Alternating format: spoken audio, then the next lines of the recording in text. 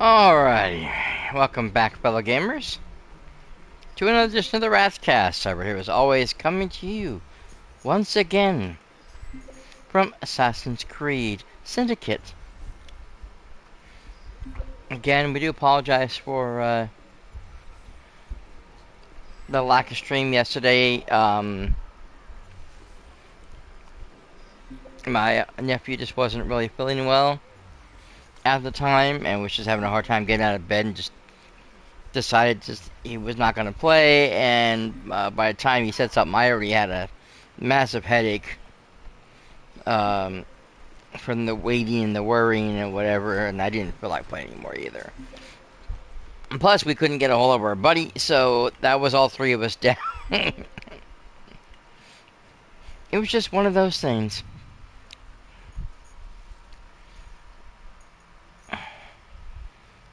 In any case,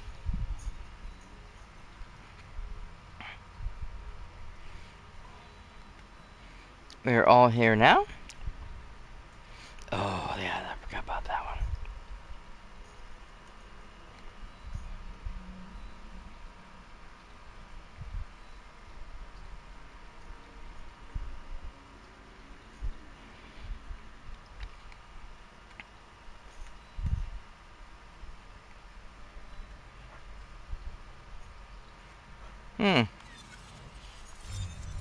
Looks like the train will be passing right past where we need to go.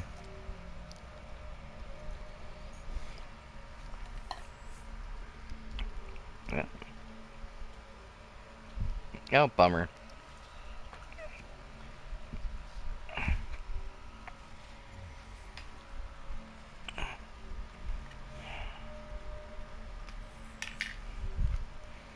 Well, that stinks.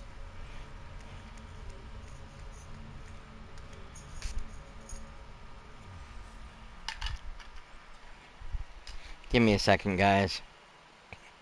I mean, we gotta wait for the train to get to where it needs to go anyways.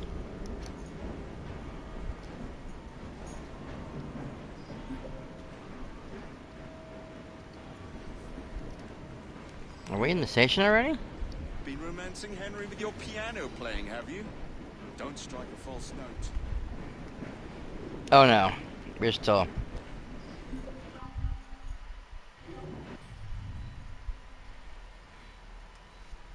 Okay, we're still a ways away.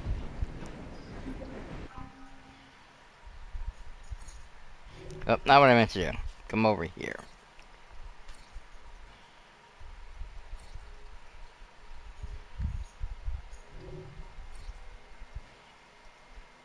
Yep, I remember running to Buckingham Palace.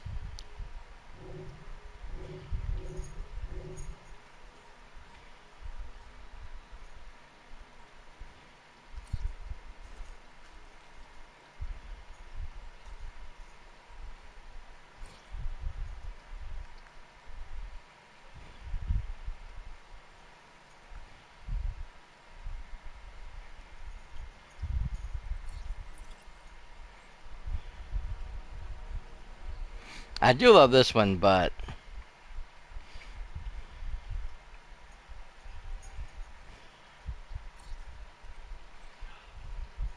I'm a very big fan of blue.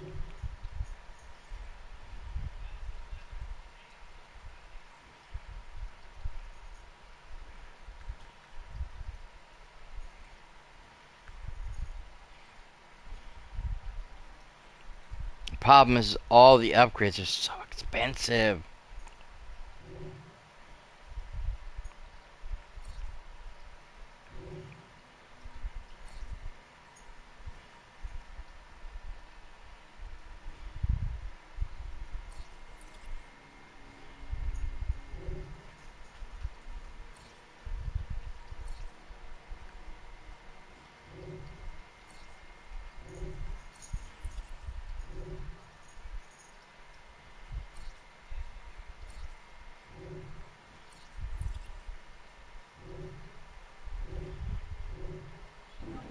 Hmm.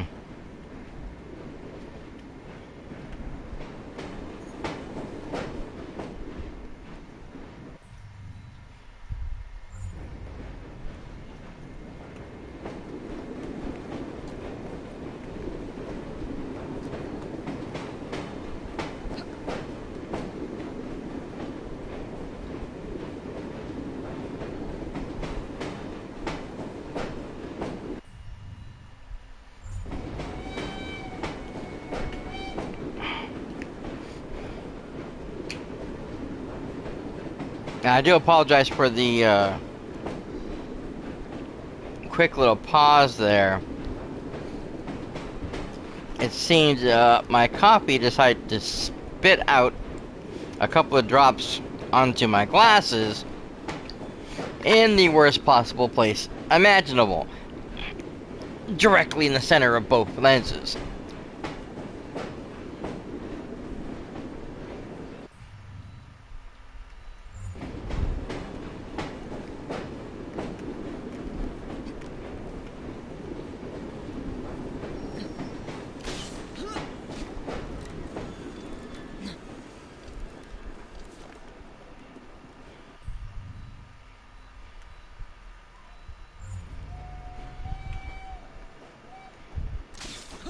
As you could imagine, it made things very difficult trying to see what's going on.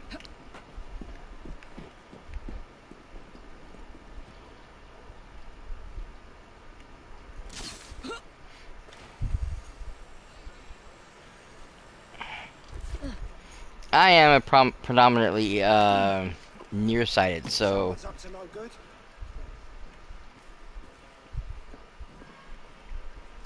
seeing the stuff on the screen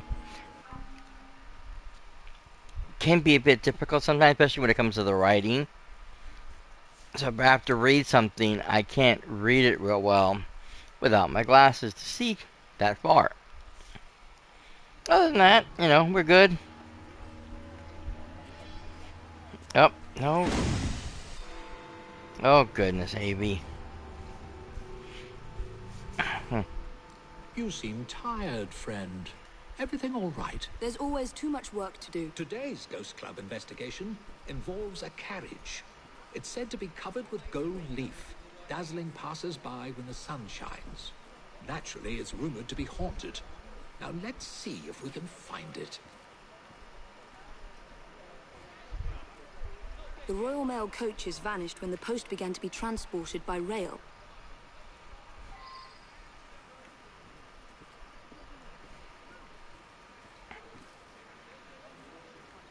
Oh, I'd rather enjoy a sit-down, but duty calls.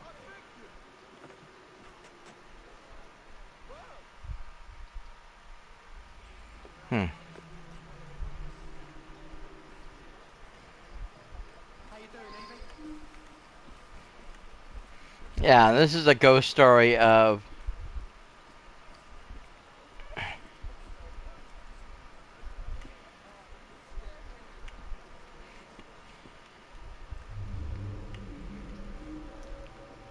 great significance. That's curious. She's sitting on the letter. How can she read it? My darling Fry. Huh. Hmm.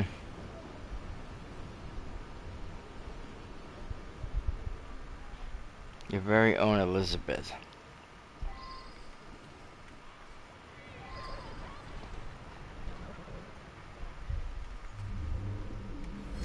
Well, so much for the other evidence.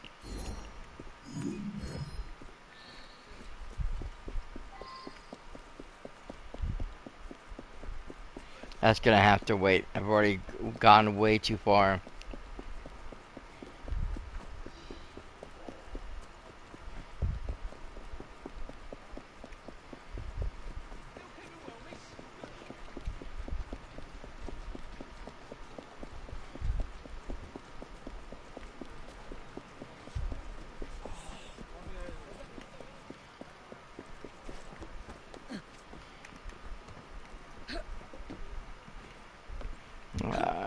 I'm gonna lose time with this one.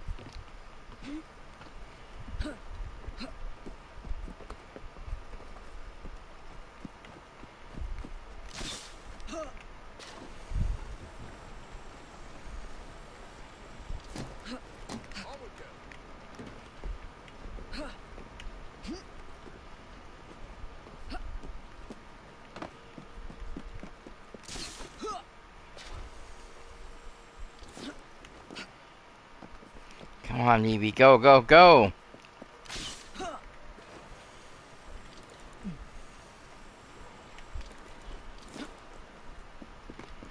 I don't even see it anymore.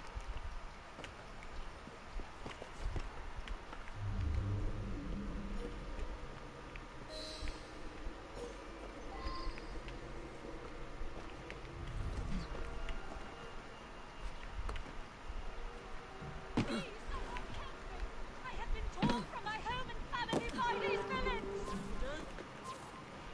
This will not work, sir! You may kidnap me, but you will never have me!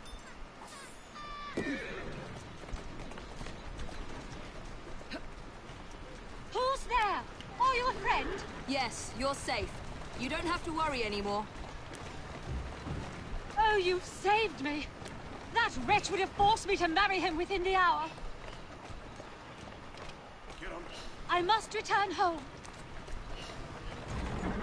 Oh.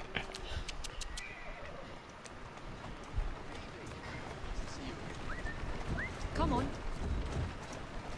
Oh my god, guy. No signals. Here now.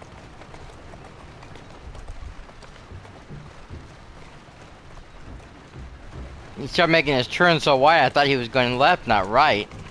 Atta girl.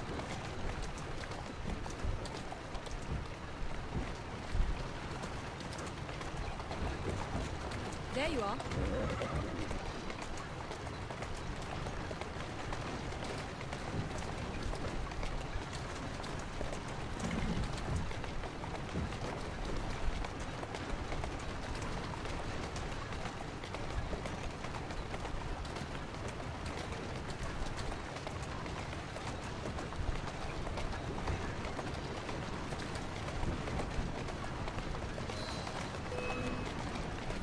Oh, his accomplices will surely murder you.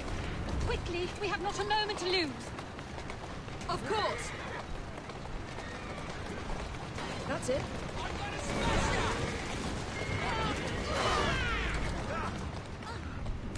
I'm gonna grind your bones, lady!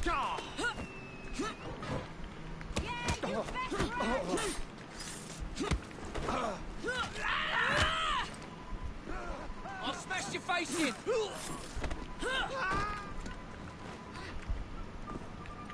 Down you go! Take that!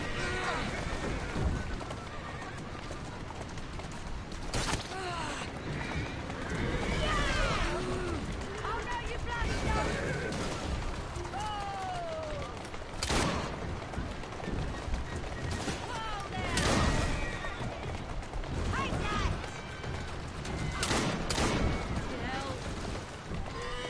We've lost them.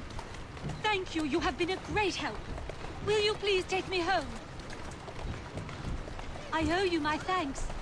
You have gone to a great deal of trouble for someone you don't even know. What is your name? Evie Fry.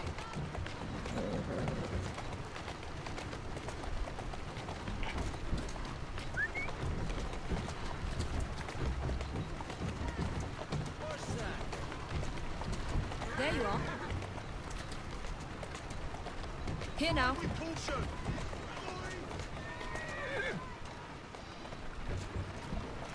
Ah. Atta girl. You have preserved my honor and saved my life. I am Elizabeth. Won't you climb down and sit beside me so that I might see your face? Where is she?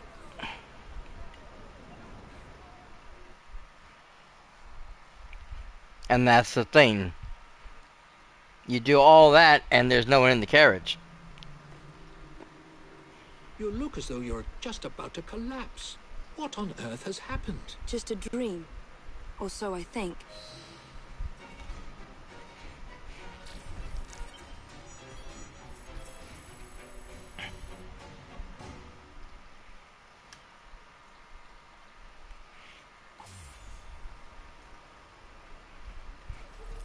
And so that ends that tale. A very strange, very mysterious situation. Because what seemed like a dream seemed very real at the moment. And you're talking to a person, and you can see her in the carriage, but when you get in there, there's no one in the carriage. You're driving an empty carriage.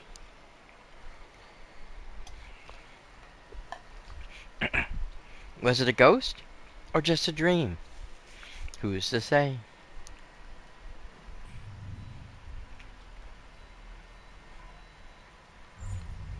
Alright.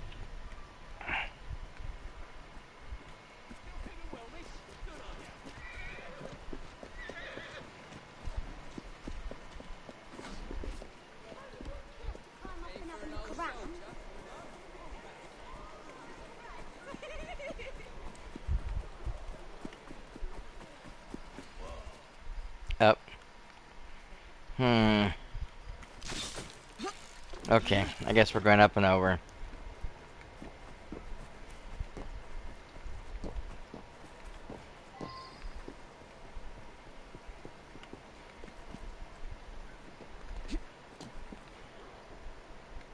Another hijacking.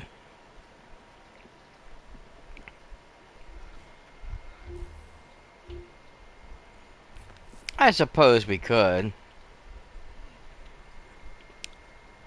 Again, I'm not a real big fan of the hijacking missions.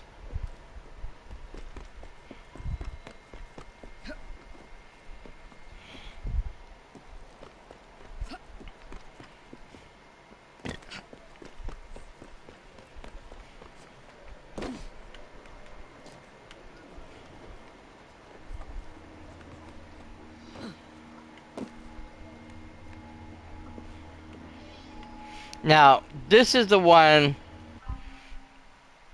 I was talking about that is very loosely based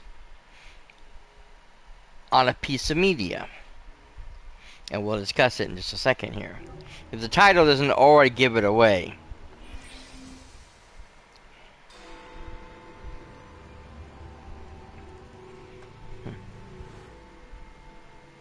Ah, this is one that's most promising. An important detective is missing. Skullduggery is surely afoot. Solve it, and I'll write it up quick as you please.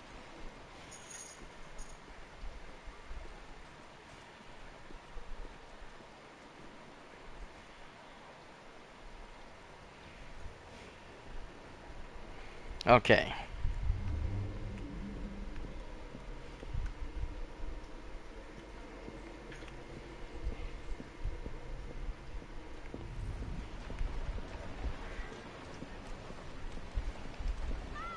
Keep clear! Madness is this? Good word, Fry.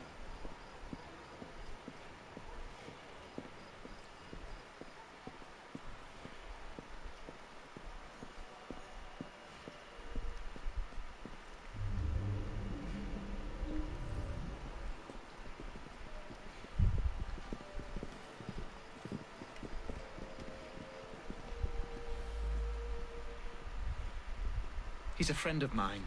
The whole station is out looking for him as we speak. Ironically, he came here on an investigation himself. Seems several people have gone missing in this part of town. We've had reports of missing people over the last few months. Detective Murphy is just the most recent and the only one who's anybody to speak of.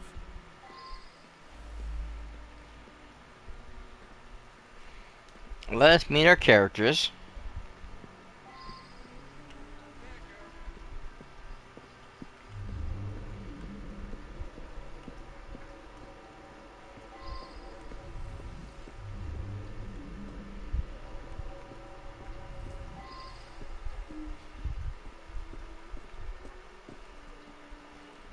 Oops.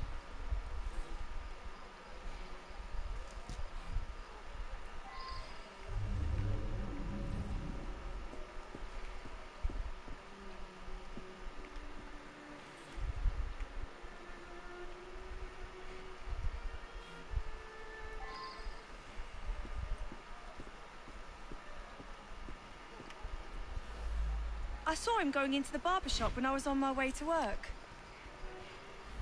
In this kind of neighborhood, people come and go.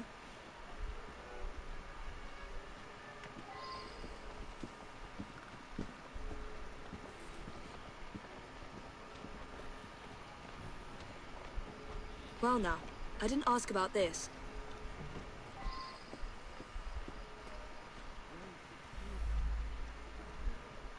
Hmm.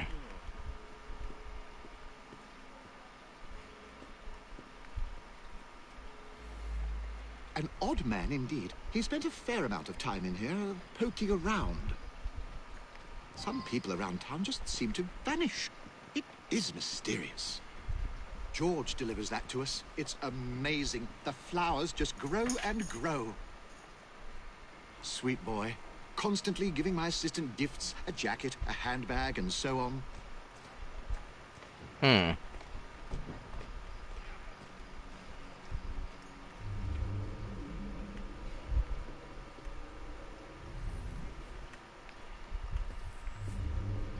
I don't think there's any more evidence here to find. We do have to talk to her again. George is my sweetheart. I think he plans to propose marriage soon. Maybe even today. Hmm. This guy's drunk off his gourd. So now we have the barber shop, and we have the leather shop, and we have the bakery.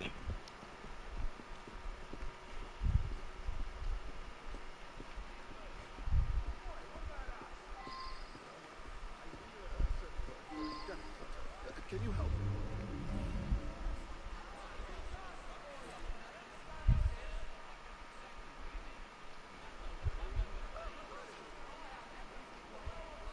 Excuse me, what about me?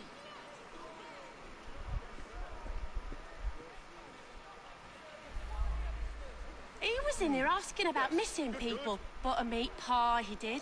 Stayed and chatted for a few minutes, then headed off to the barber. I'm told that some people have gone missing, but I don't know anything about it. Yeah, most people won't know about it.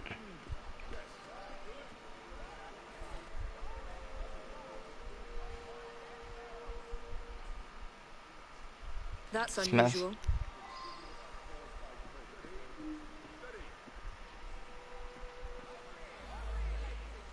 George delivers meat for my pies. Lovely lad.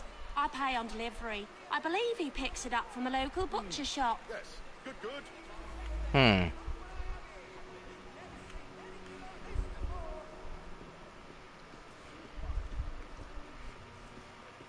You there, don't be shy. Come and have a look.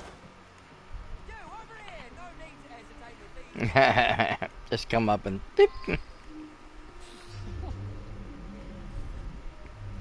I'm not seeing anything around here we're looking for, but that's okay.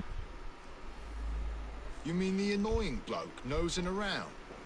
I told him to sod off. I pride myself on the quality of the beef I sell. Somebody selling cheap around here, though, my sales have dropped off. George? I don't know any George. Now, you gotta understand the price of the meat is very, very high right now. At least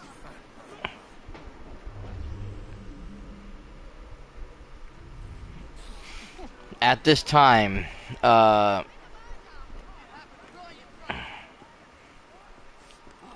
In England's history, the meat prices were very high.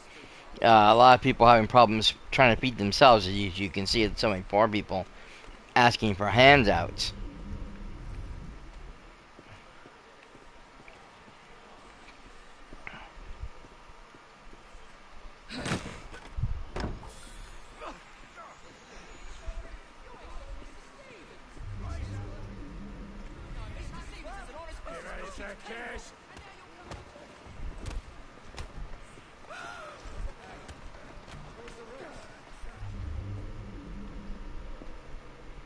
Okay,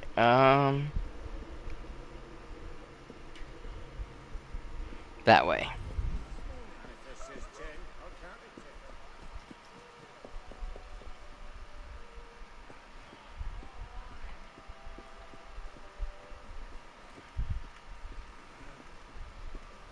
Miss Frog, nice to see you.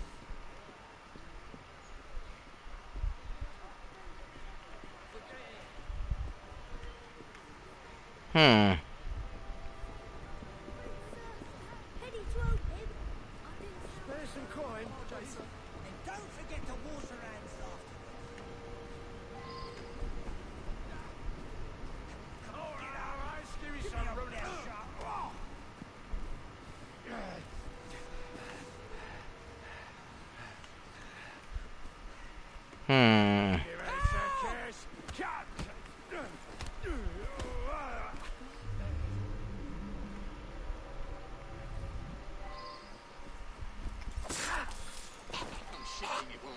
man.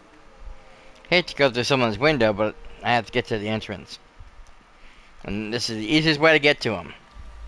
He came in asking lots of questions. I believe I answered them to his satisfaction. I suppose there are a few people I haven't seen in a while.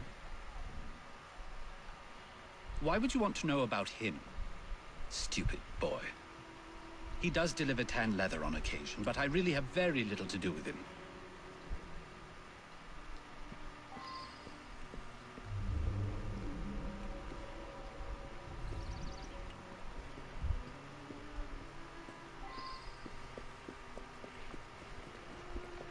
And now we gotta find the last suspect.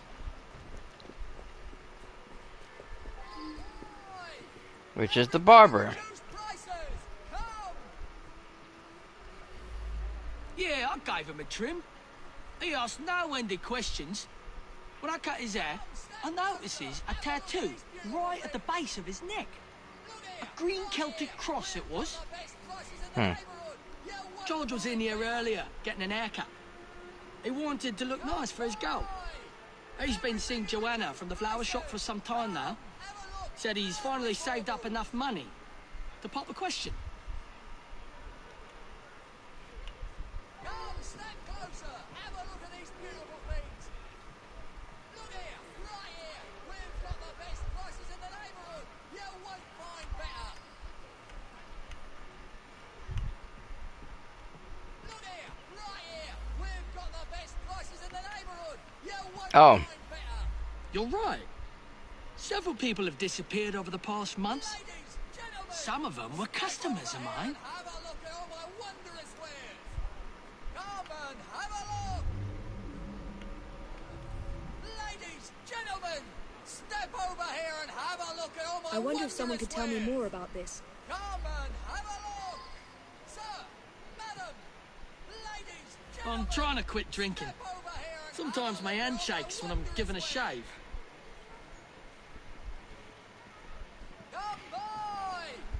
A very plausible answer.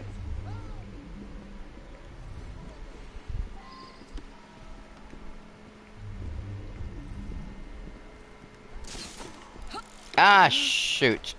Evie, go down.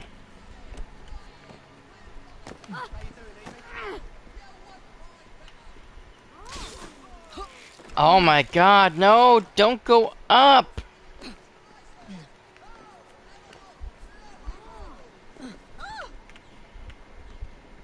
What's the latest? There you go. I keep hitting the L1 instead of the R1.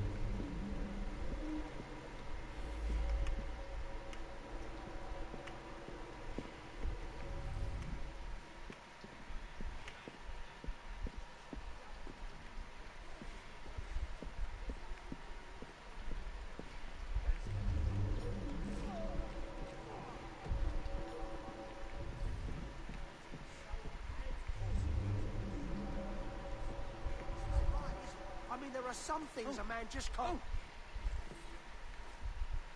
Back the way you came. No, please, no more. I didn't mean anything by it. Go please. bother someone else. Oh God, oh God, oh God. Make it stop, make it stop.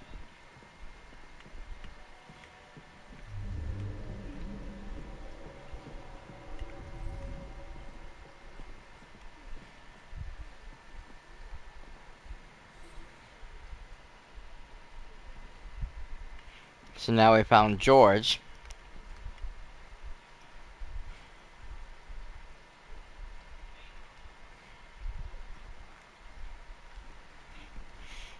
The diamond puncture wound is a very important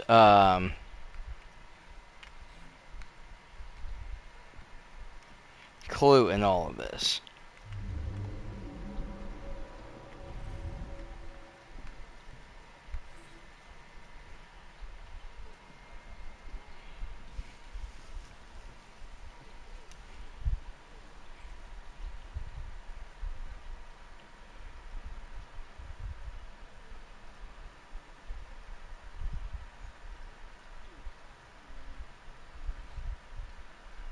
So he had known who the what was going on. He was suspicious of somebody.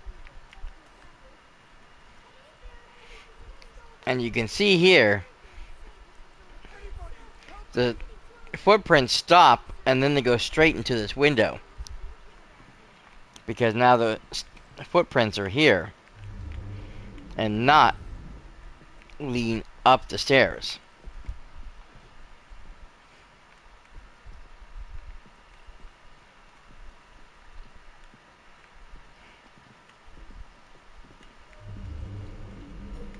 I don't think there's any. Yeah, that's all the clues in this house.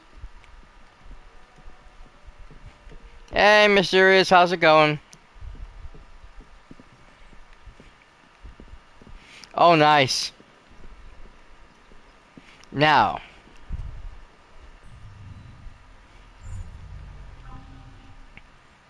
Oh, wait a minute.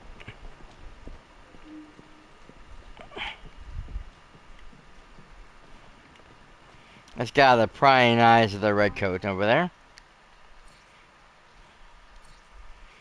So now, let us check our stuff here.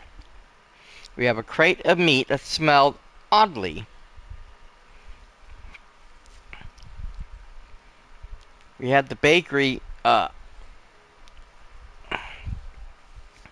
the paper that showed all the bills were paid that George had taken care of, or that George had paid for his meat deliveries.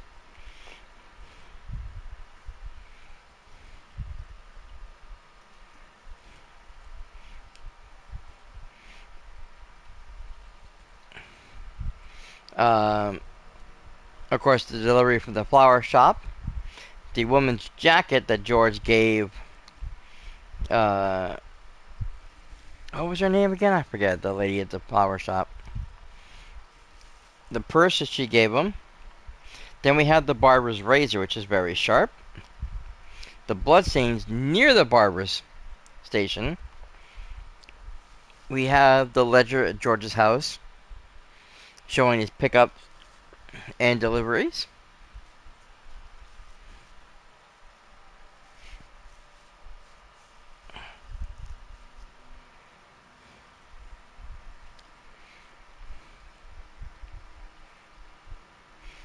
We have the other diary that George left stating that he was suspicious about somebody, that he was going to go propose to his girlfriend, Joanna, that's her name, Joanna, and then send a letter to the detective who was snooping around about his suspicions and leave it at that. Then, of course, there's the puncture wound, that's the diamond in George's body. Now, up until this point, if you don't look at that puncture wound, and I said this is a very important clue, is that everything else in the storyline reflects another story, one that's been told multiple times in various ways since the 19th century, which I believe that's when this takes place.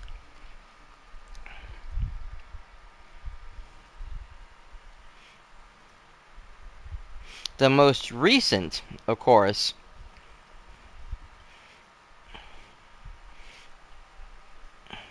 is a Broadway play known as Sweeney Todd, the Demon Barber of Fleet Street. And where are we? We're at Fleet Street.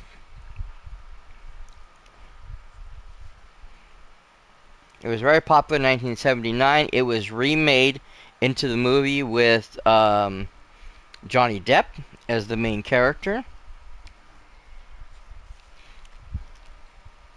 And like I said, a lot of the same elements are there. You have the barber, you have the woman at the bakery who's making meat pies and getting suspicious smelling meat that she's using for her meat pies.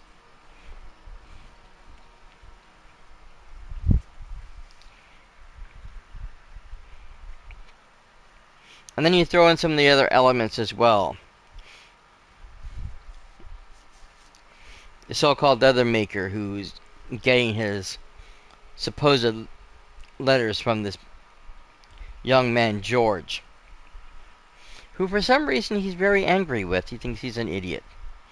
Or a stupid man, as he put it.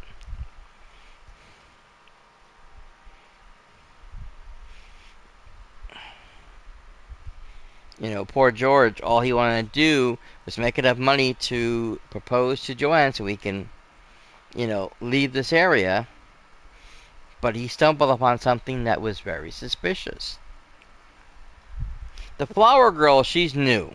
She's not part of the Sweeney Todd novel or storyline.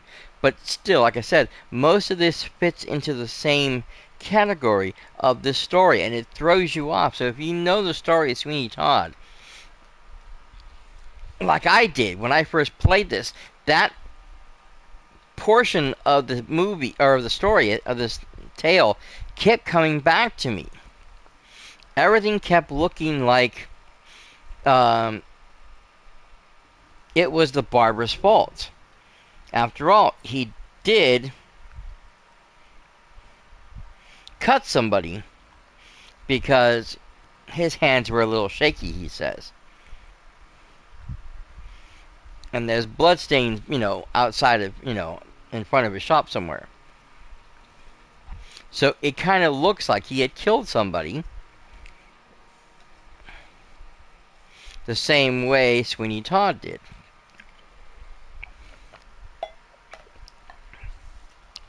Now, plus the barber's name, Feeney Sod.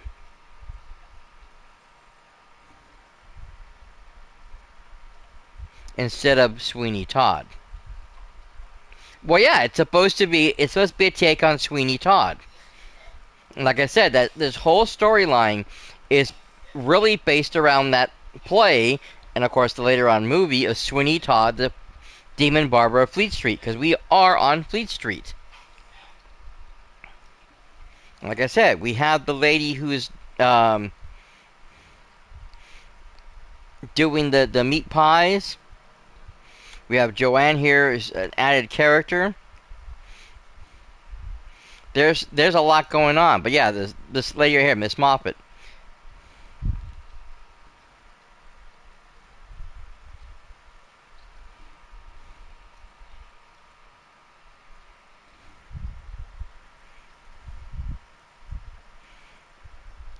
She's getting mysterious meat at a reasonable price, not from the barber who's selling it way too high.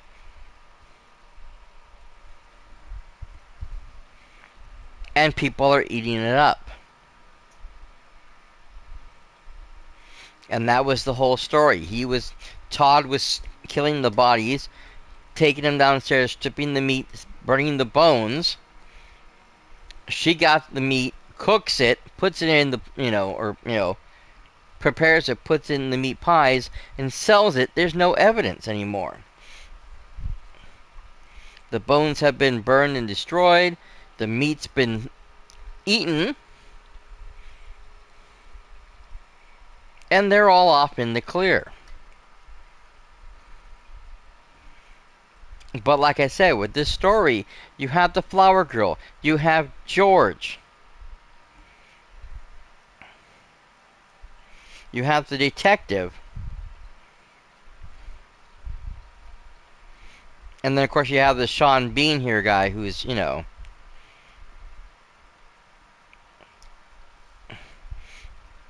also helping the lady with the flower shop.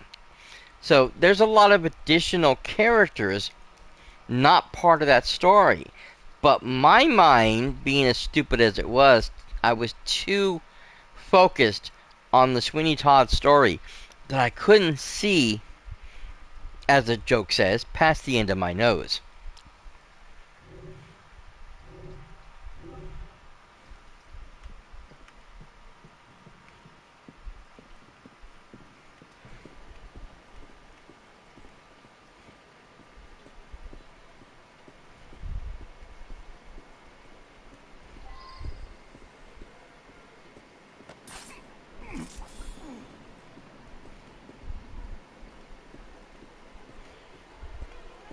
A cop is right there and he doesn't say anything.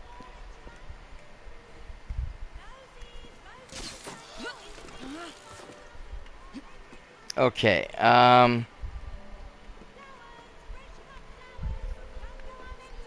shoot, I want to go to the barber shop. It's right there. Oh, I just stepped on all the meat. That was brilliant.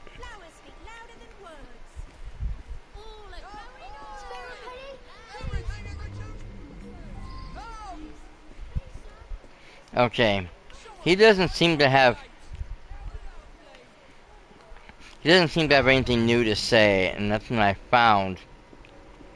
We'll change that. There is something right there, though.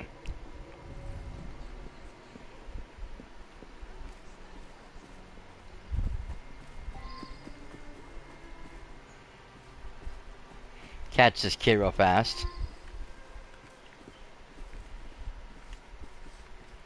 Oh, okay. He won't let me talk to him.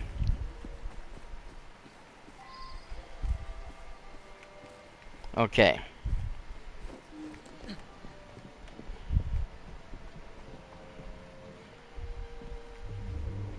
I saw some stuff up here. Here we go.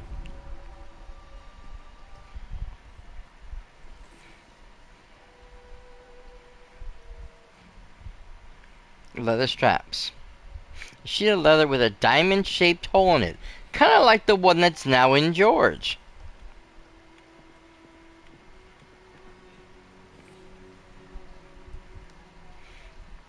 And here's the leatherwork tools. You got knives and all kinds of implements, including an item to punch the diamond-shaped holes into the leather, making it very distinct.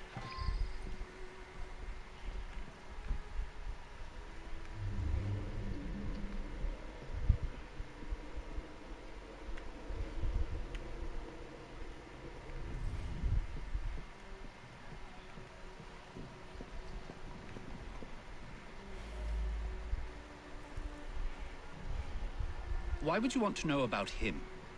Stupid boy. He does deliver tan leather on occasion, but I really have very little to do with him. That's what he says. But why would he call George a stupid boy?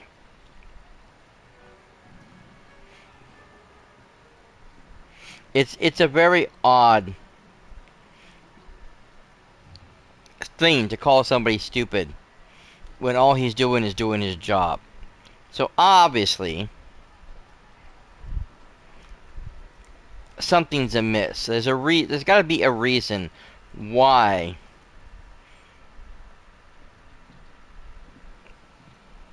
Tobias does not like Jeffrey.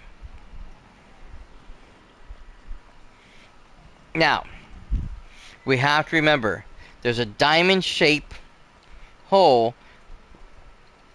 in poor George. Upstairs in this man's apartment, there is a diamond-shaped punch used to punch the leather. And the leather straps that we found also has the same diamond-shaped punch in it.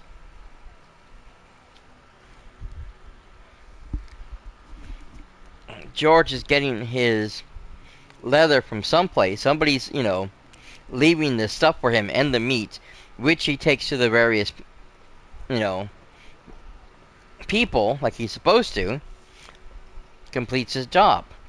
I even have a suspicion that maybe the ashes and some of the other meat, whatever, is used in whatever the fertilizer is that's being used for the flower shop, so the flowers grow so well. A lot of suspicious activities having to do with these missing people.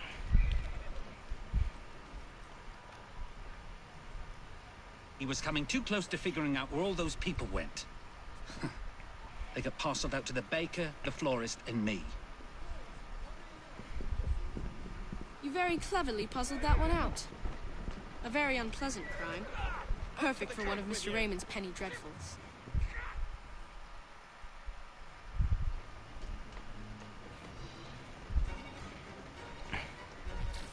Again, when I did this originally, I got it wrong. Multiple times, by the way, because I was so confused. And I completely overlooked the diamond pattern.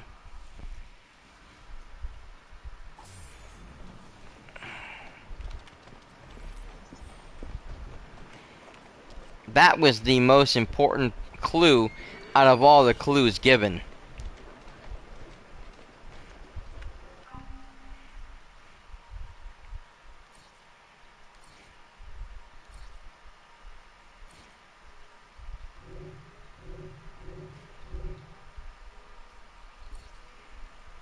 Oh.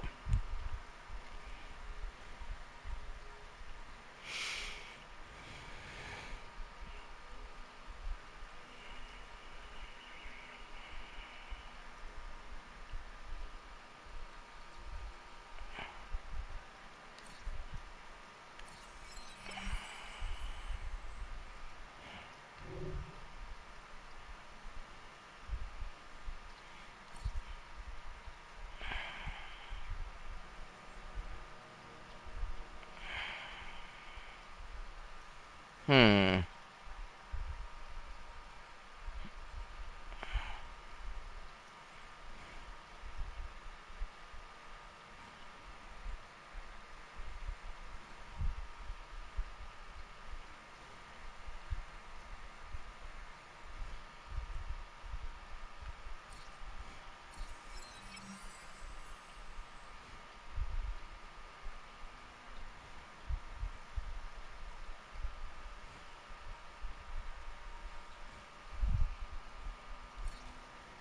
I still have enough.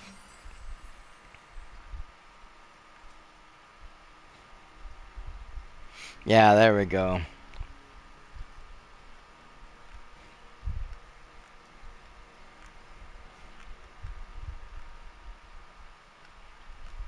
Yeah.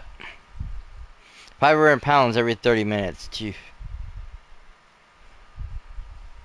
I was thinking about going over and upgrading my rooks, which I could still do also, but if I can make more money faster. I already have a lot of things that's going to give me more money. We're going to go ahead and get upgrade the rooks.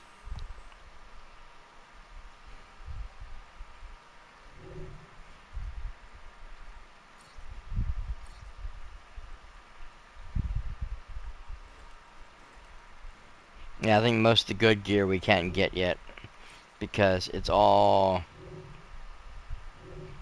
requires a lot more money, and I've already spent all the money. Okay, so Miss Evie, where are we going next? Ah, next stop, murder. We also have this guy to take care of, and then we gotta come over here and back over here. This is gonna be the next one because this is 7. That's 9. This is 8. So literally, we're going like in 2 different directions.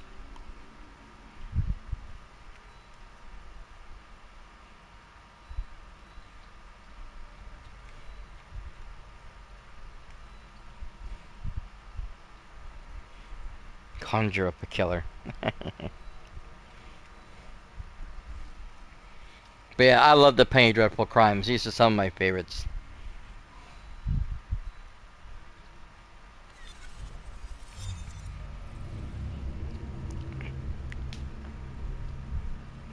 I forget which one it was. When I originally had played this is before I did this on stream. I allowed my nephew to play the thing because I love this game so much, and I specifically loved these puzzles and stuff that I thought, oh, he's got to try one, see what he thinks. I think he liked it, but it was like, because there's no combat. You're just going through, talking to people, questioning them, trying to figure out the clues. I love a good murder mystery. Big Sherlock Holmes fan. I used to watch the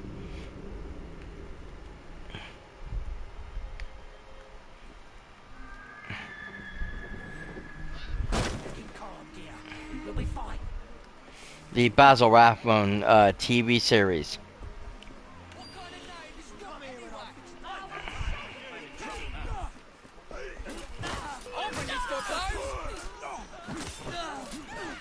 Serves you bloody well right. Yeah, good on ya.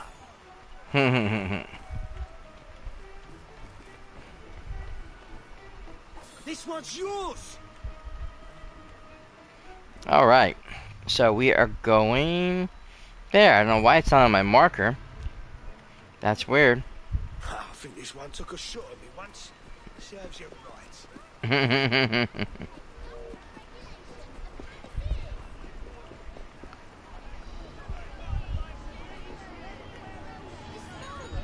Next stop, murder.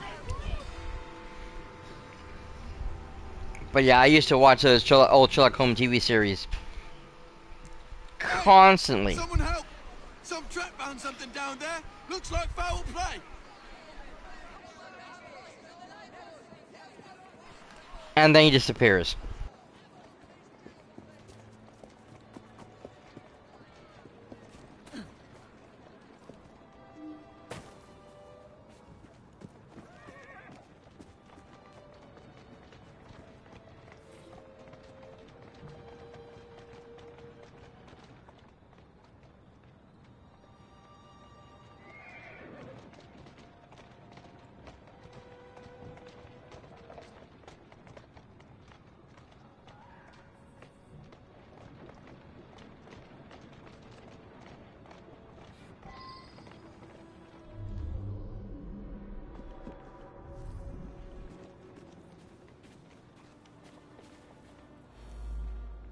I heard a splash, and right quick pulled this bloke out of the shallows, dead as a mackerel. I live there now, if you can call it living. I lost my job, didn't I? No need for the likes of me when a machine can do the work.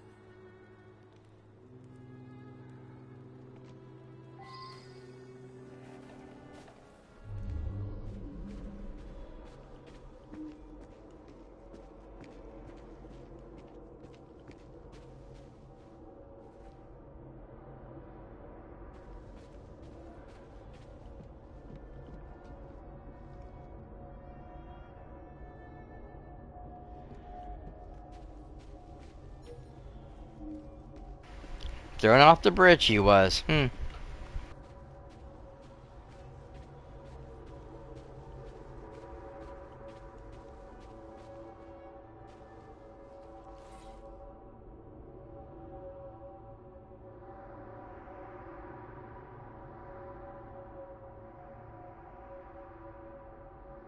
So now we have a name. Tell me more about this.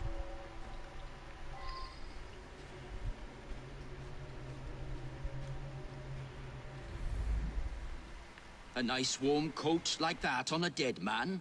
What do you expect? I snatched it before somebody else came along to nick it. Like you.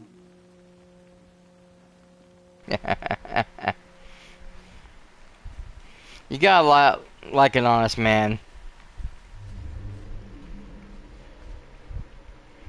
He's not trying to hide the fact. Okay, let's on top of the bridge and see where the fall was.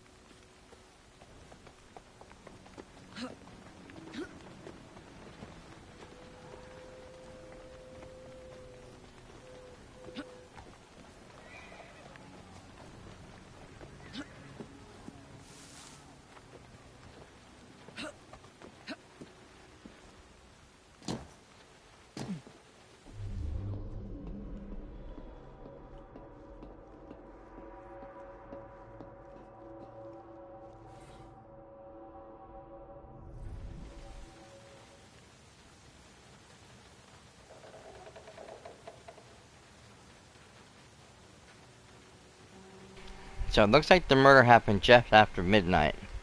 But why is the body dropped here now? I should return and find out about this.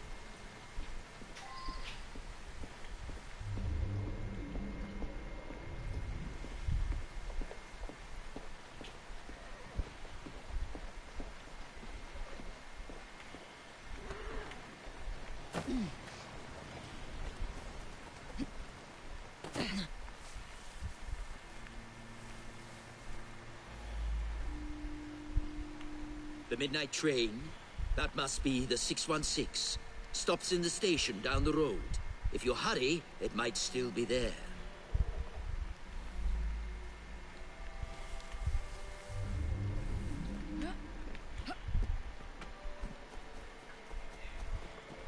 Alright. Let's head for Victoria Station and see if we can catch a train.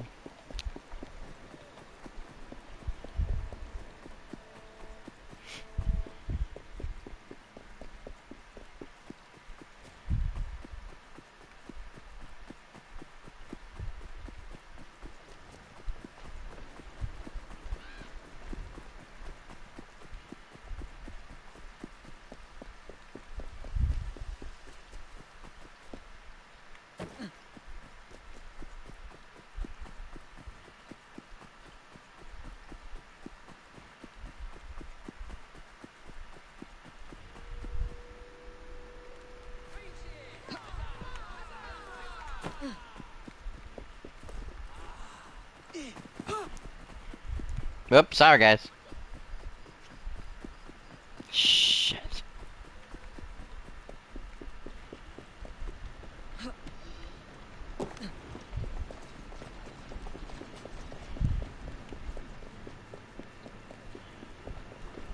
Ah, this is a nice long run. Whip up!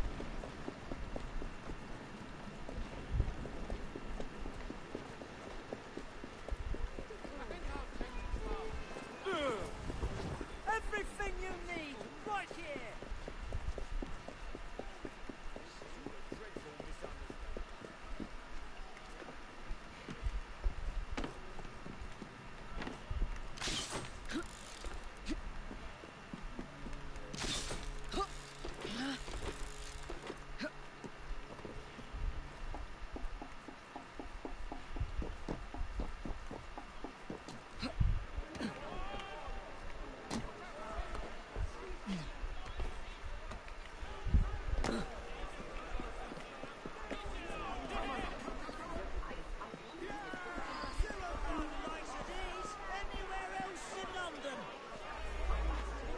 You better hurry.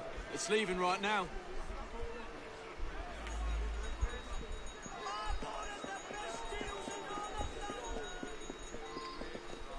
Wait a minute.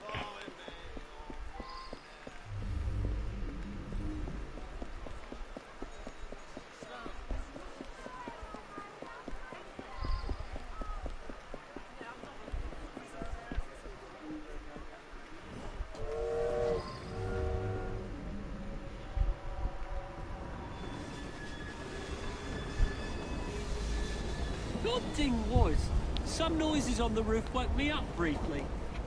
You say someone was thrown from up there? You have to be a very strong fella to drag someone up onto the roof. Vivian had another of her dupes in her compartment by then.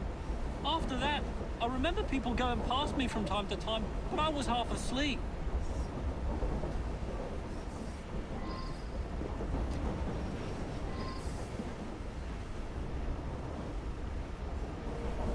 Nothing unusual.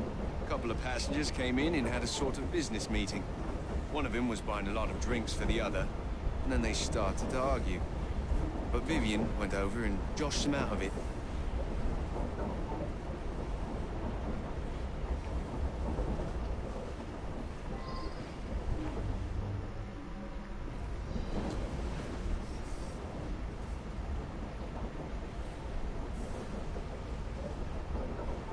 Sleeping pills, I should go huh? back and ask about this.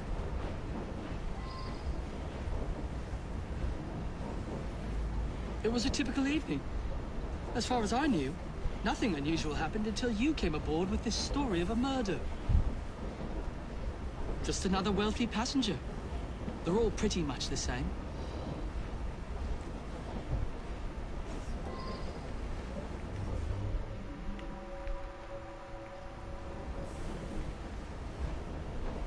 Uh-huh. Industrious, I'm with Mark, uh-huh.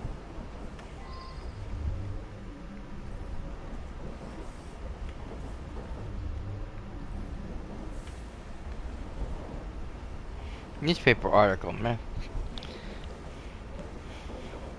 efforts to close an enormous business deal in Wales. So that Killian is well known for replacing workers with machinery. Aha!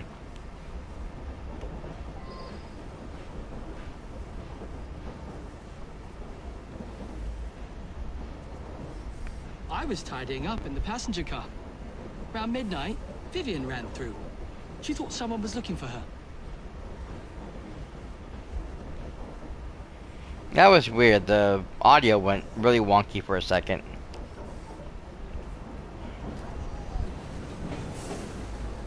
Oh, well, it's a noisy train. Plenty of passengers have trouble getting to sleep, so I keep sedative here behind the bar, yeah? Peter, nice bloke. Came here after being sacked from a foundry a few months ago. I'll tell you, he looked white as a ghost after he served the businessman. Interesting.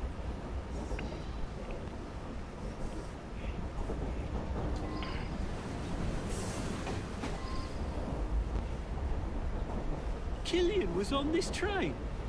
Cool. I used to work in his foundry. I never even seen him. None of us workers ever knew what he looked like.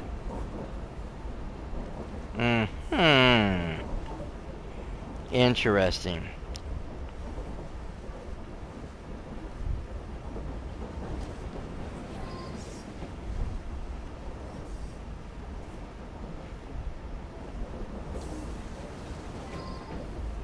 I had drinks in the dining car with Killian. We had business dealings in the past. It was a pleasant surprise to discover him on this train. I suppose there were some disagreements, but there always are when a great deal of money is involved.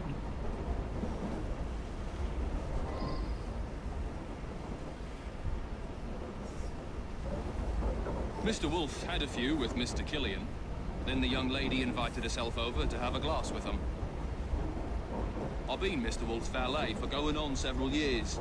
He's frail and needs a man like me to help him about. Mr. Wolfe bought him drink after drink.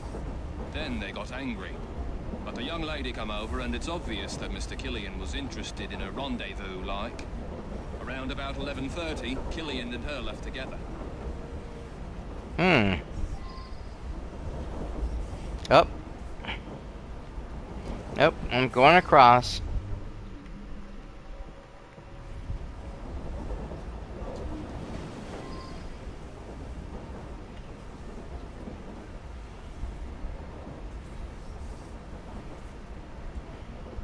Handbag. Contains a letter. How goes it, Bib? Any more fish? It's a lovely cape you have got on.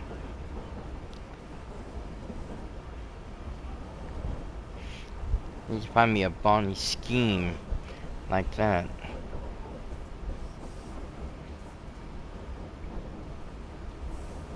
You're a sis, huh? I should return and find out about this.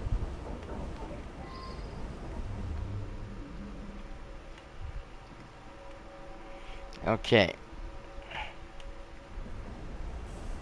Dang it. I heard the music box, but I wonder now if it was outside the train, because I'm not seeing one inside the train.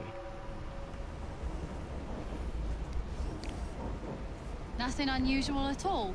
I had a drink with some gents and then retired to my sleeper. The rich fella, I did talk with him. Very charming. But a single woman has to be careful, you know? Did something happen to him? Oh, all right.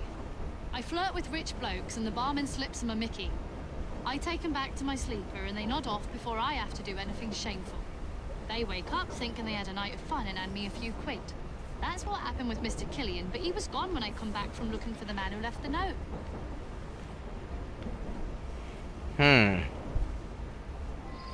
So.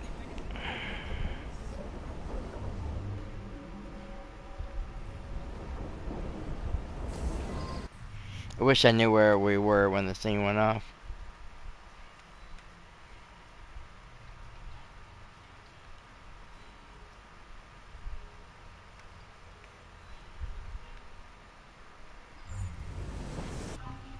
Okay, so we got the coat on the riverbank, the body, the note in the handbag, the newspaper, the pamphlet, the sleeping pills, and the watch.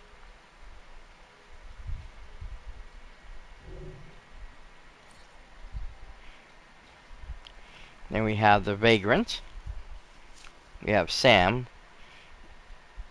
Mr. Wolf's assistant or valet. Vivian, Ryan the bartender. Peter, the restaurant steward. Mr. Wolf himself, and of course, Luke here, another passenger.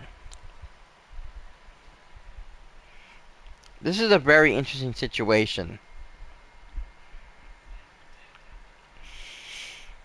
Because we know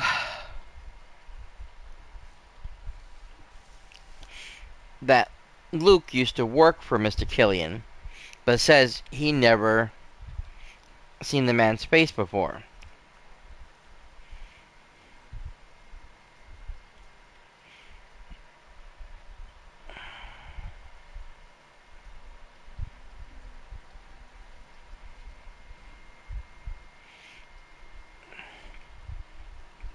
We have Peter here, who remembers seeing Vivian after midnight when Killian's body was removed from her sleeper.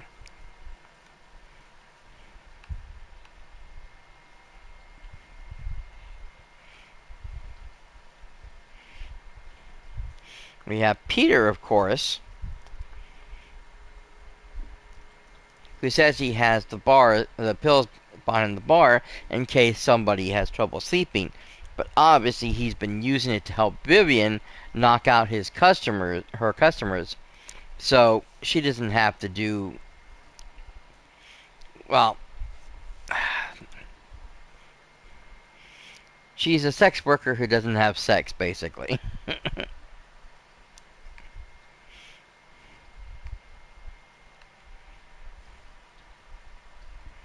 Then there's Sam the valet.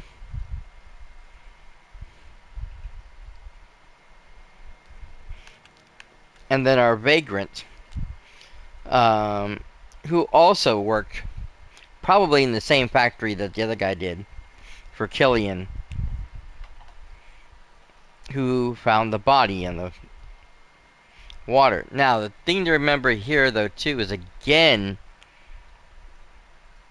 we were told that nobody ever saw Killian. So if that's the case, the vagrant wouldn't have known what he looked like when the body was dumped onto the ground. I also don't think that he would have been able to pay to get onto the train to kill Killian just to throw him overboard. Also, he doesn't seem like he'd be strong enough. Sam does, but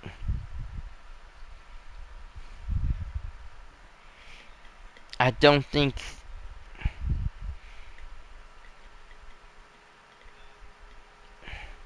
he did it, even if Mr. Wolf suggested it.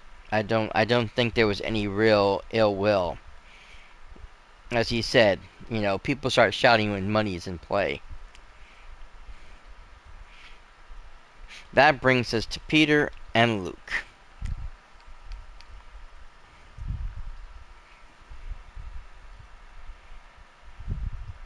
Like I said, I don't think Ryan had anything to do with it.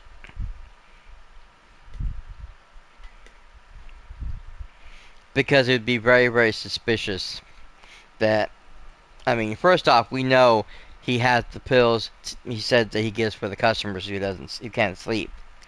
We also know from Vivian that he's been helping her knock out potential clients. So he's already would be like suspect number one, because he has the pills that are knocking everybody out. It'd be easy for him, knowing that he's in Vivian's sleeper cart, to send the letter, sneak in when she's looking for somebody, or looking for whoever got the note, and be able to get the victim onto the train and throw him off. Because you gotta remember, you gotta throw him from a moving train. That's gonna take a lot of effort because you'd still have to go over the top. Remember when I climbed up to find the watch? You have to go over the bridge, the metal up there, so that the body falls. And of course, that's why he has several broken bones from the fall, because he fell from quite a height.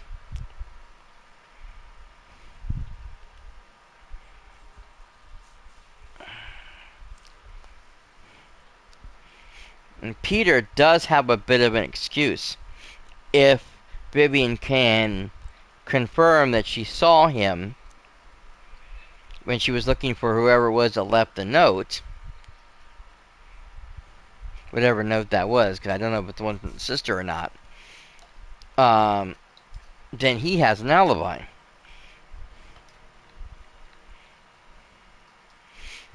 The one who doesn't really have an alibi is our so-called half-asleep Luke over here.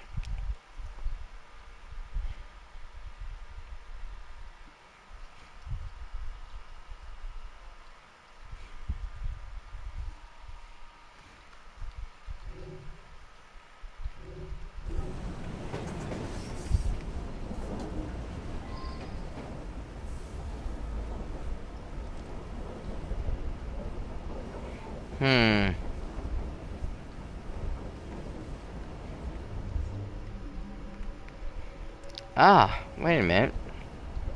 I noticed I was missing a clue. Cartoon note, handwritten note. Come to the restaurant carriage quickly. So that's the note she was talking about. Well now, I didn't ask about this.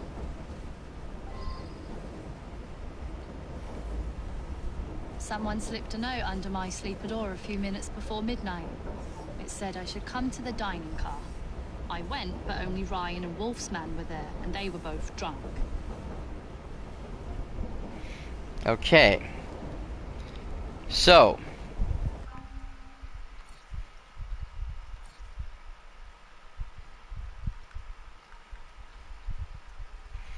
we know now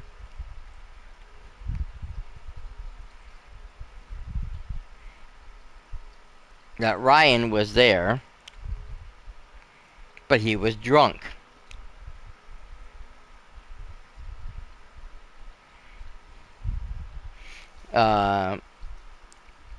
Same with Sam. Because he said Mr. Wolf's man, or she said Mr. Wolf's man. They were both there drunk, which probably meant Agnes Wolf went to bed earlier because he said he did, you know. Vivian left with the one guy, Killian, at 11:30. Wolf probably went to his cabin at that point in time, and Sam stood in the dining car with Ryan having drinks.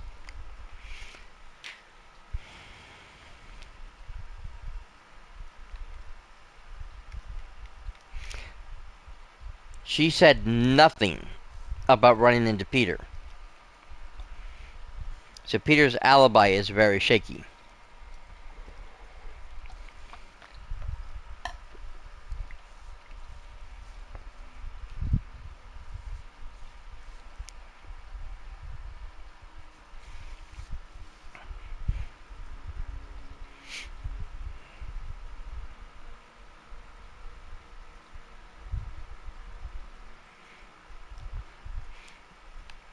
Luke is the wild card in this case because he really doesn't have an alibi. But if he really was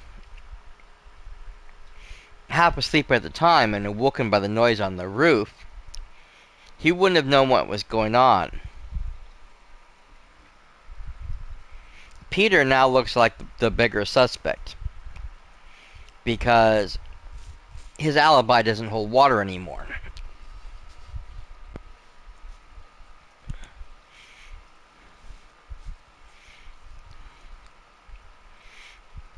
since Luke was in the passenger car and not in the dining car, he wouldn't have known that Killian left with Virginia to her cabin.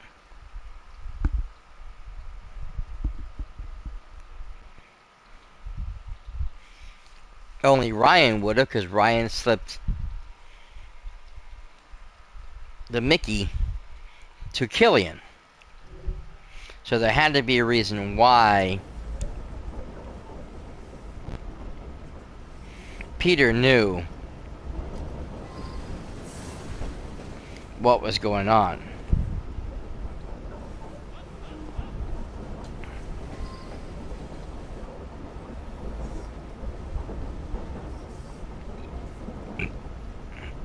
That's weird. Mr. Wolf became terribly tired, even though he'd only had one drink. He toddled off to bed well before midnight. I stayed in the dining car for a few drinks with the barman. See, that's what I thought. That's exactly what I said. Wolf went to bed early. He doesn't have the strength to lift Killian up. There was no reason for it. He went to bed. And Wolf stayed here stayed in the dining car and had drinks. You mean the young lady? She and Killian hit it off famously. Embarrassing, really. Sam? He's a trusted valet. He's terrifically strong, which makes him useful in many situations. See, and that clue right there, that little note, would make you think it was Sam, but Sam has an alibi.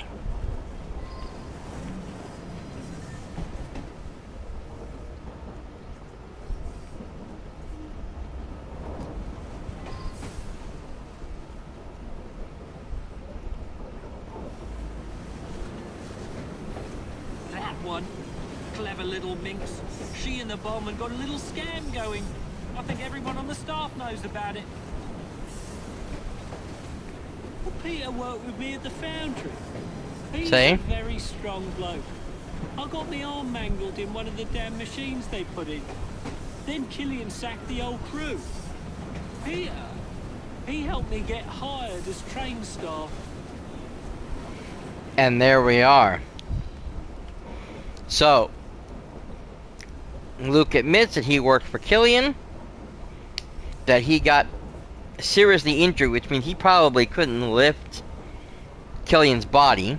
He admits that Peter is very strong, and Peter was the one that got him the job here. So more and more, it looks like Peter is our suspect. The more I talk to people, the worse it gets for him. She's a frequent passenger, that one. Hangs about with the wealthier sort. Likes to entertain them, if you take my meaning. Peter, nice bloke. Came here after being sacked from a foundry a few months ago. I'll tell you, he looked white as a ghost after he served the businessman. See, I think what happened was Peter recognized Killian.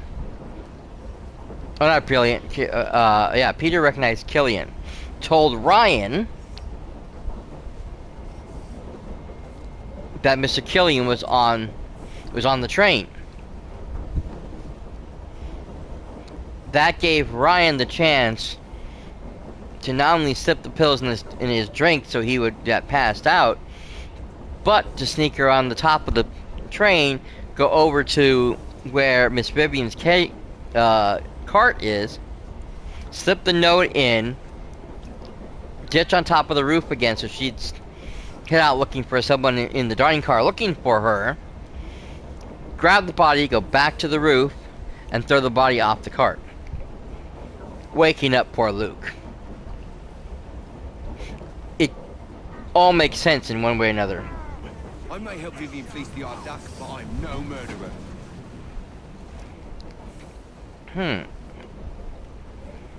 Oh, wait. Oh, no, not Ryan. Shoot. I screwed up.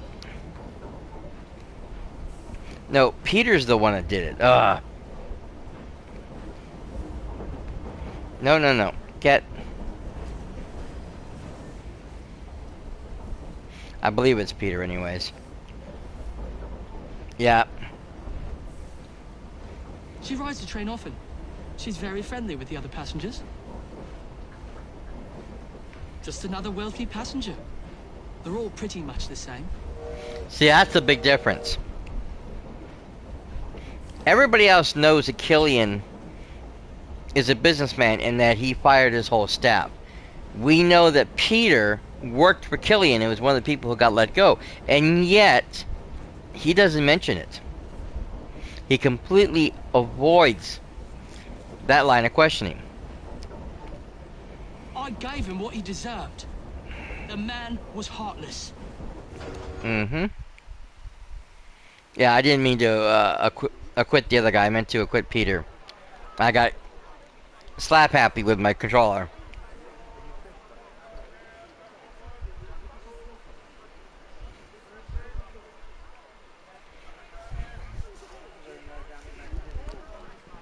I believe something larger is afoot. A lot of murderous anger concerning industrialists. Might be something to look into. Up to the click with you. And of course, it all explains right there what was going on.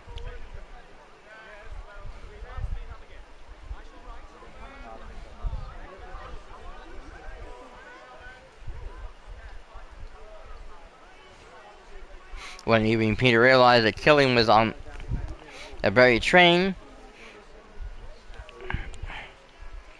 Prior to this journey, Peter had never seen Killian, but now recognized him from the newspaper article. See?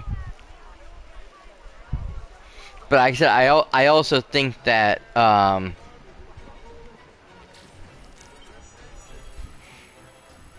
also think that the other guy recognized him because he said after serving him he looked white. Meaning more than likely he recognized who that other guy was.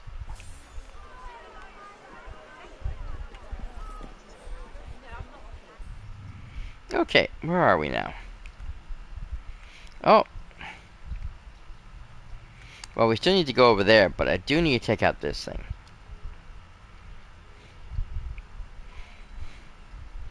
That was a level 4 that should have been done ages ago.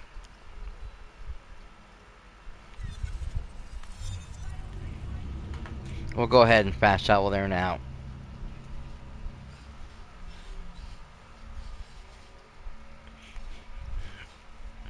Again, I love how these stories work, how everything's interacted. I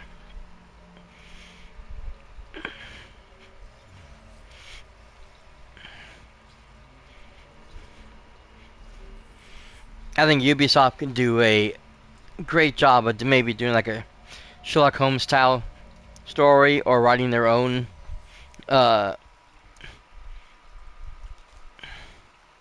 criminal investigation. Because quite honestly, these are so good. They're so intelligently well written. Very impactful. And pretty much memorable. I mean, I don't honestly remember who all the killers are. I have to try to remember what was going on. I do remember the one for the killer of Fleet Street one. And that's only because I had screwed up so badly on that one. Most of them I usually got right, or maybe I missed one clue somewhere and accused the person. Like this one, I accidentally accused somebody, but I might accuse a person once, who didn't do it. Maybe twice, depends on circumstance. But that one, I kept accusing people because as soon as I realized it was not the barber, after accusing him, then I went for the lady who was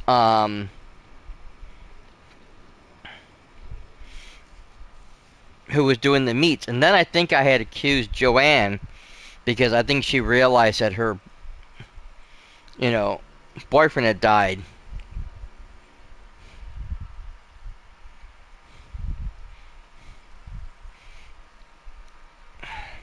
No, I didn't accuse her.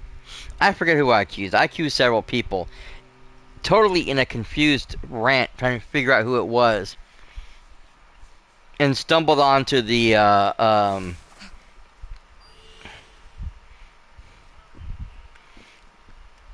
the leathersmith.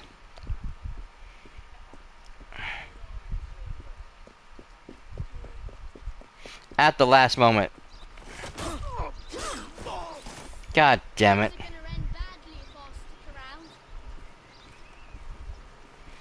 Shit. I didn't see she was in trouble till it was too late.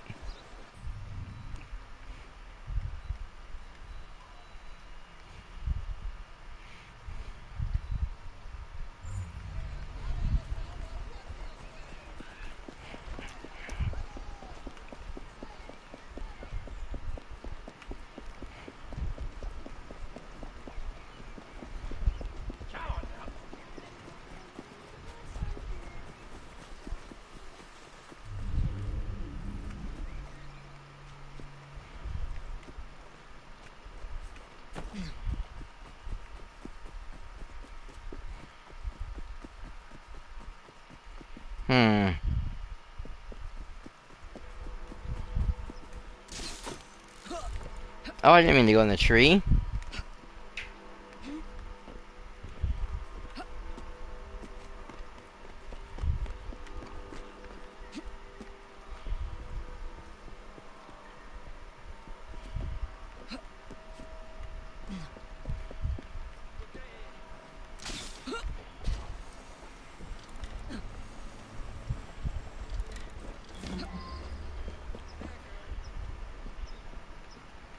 Okay.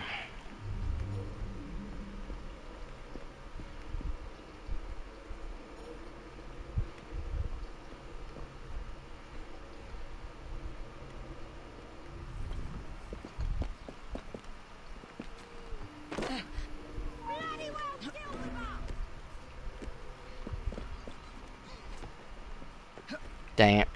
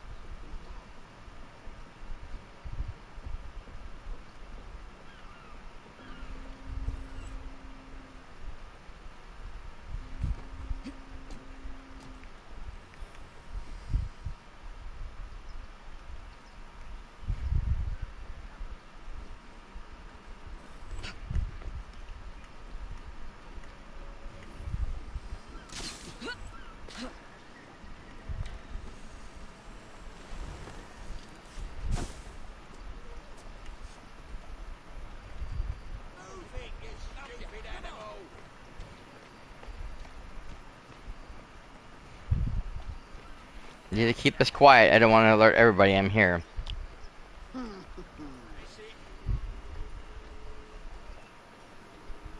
I'll wait till the brute leaves.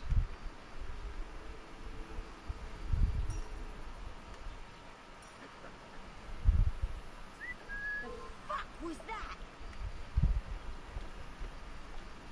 As soon as I find you...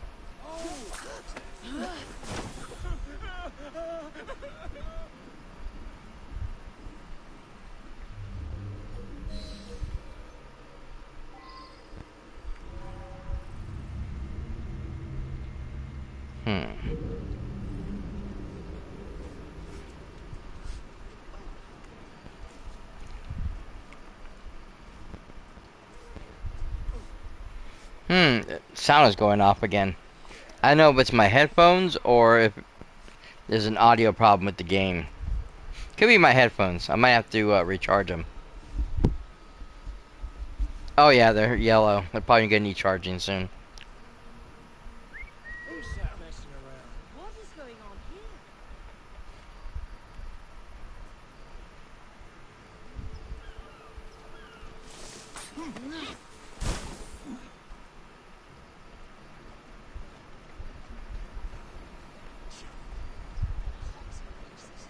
I knew I was insignificant, but I didn't know I was bleeding invisible.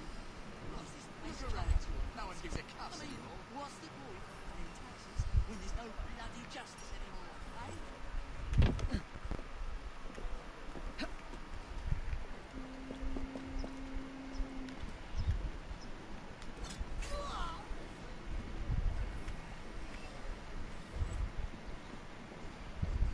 I need to make a path to the gentleman in question,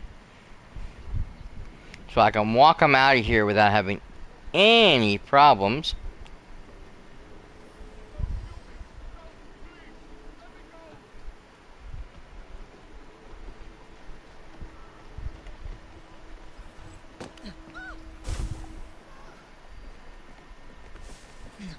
What do you reckon she's doing?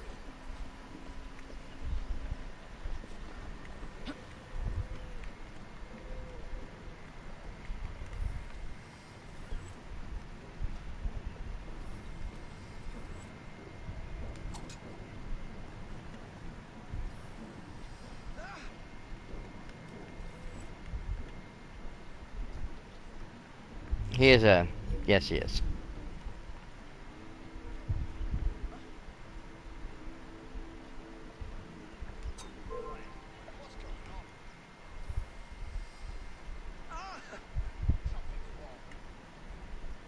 Hmm.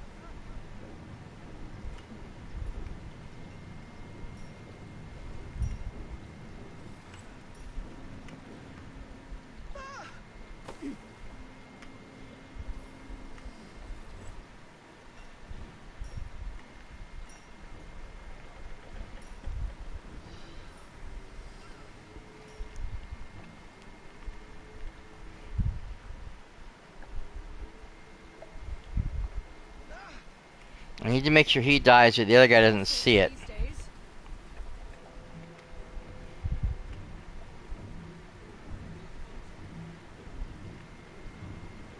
Because otherwise he will run.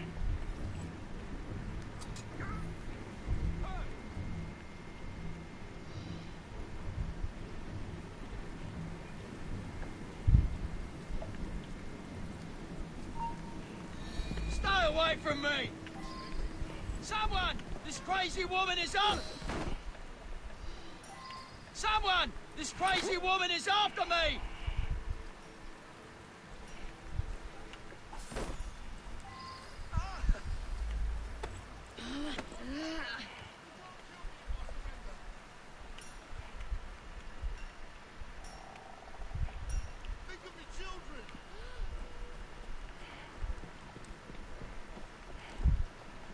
Oh, hush up, people. He's perfectly alive.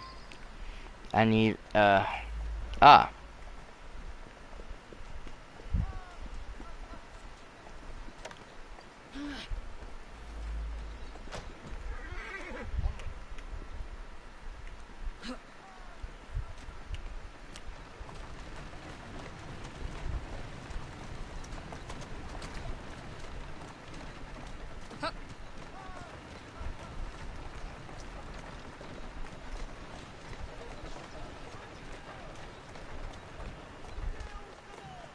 Come on.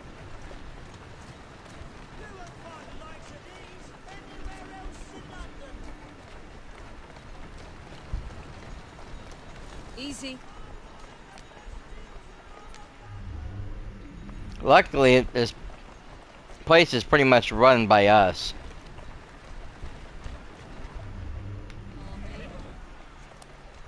Go on.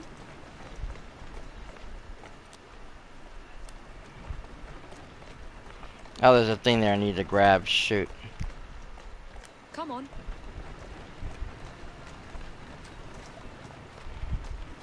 But yeah, there's less redcoats than there used to be. Here now. Atta girl. Oh, there it is. I was wondering where it wanted me to go. I'll send one of the medical staff down to assess the damage.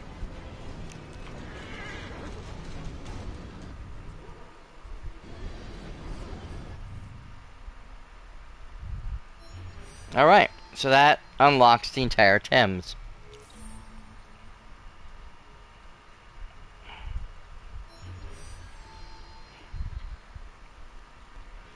Okay.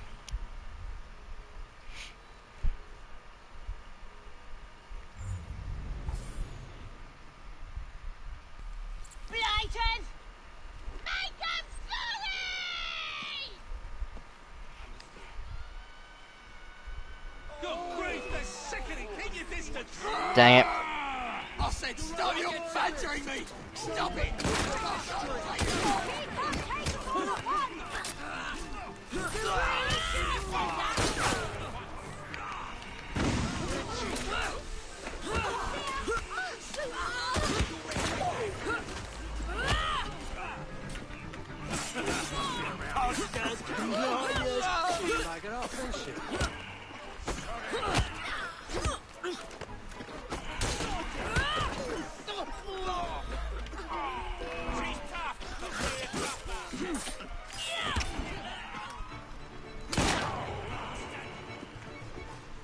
Great. A couple of my people are poisoned.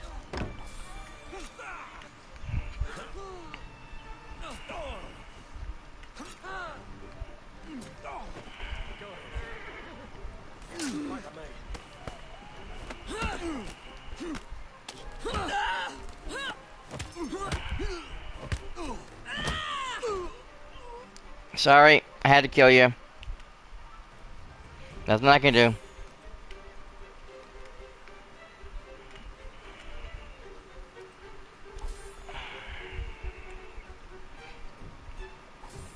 Wasn't my intention, you're gonna die anyways.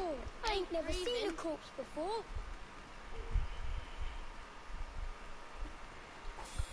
Someone help! There's been a murder! Murder? No, it was a gang war. Yeah, that many bodies, it's not a murder anymore.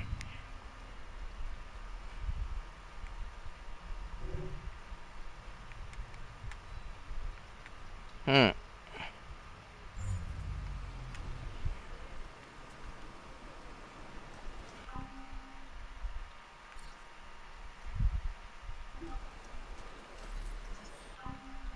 Yep, I know. Gotta get in here.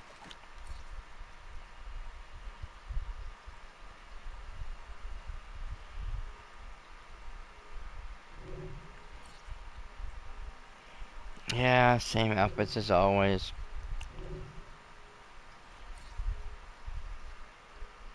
God, he's got a lot of skills.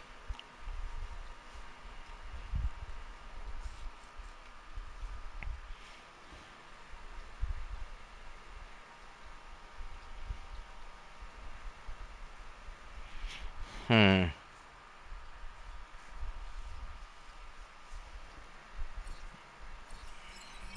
Automatic headshots are always good.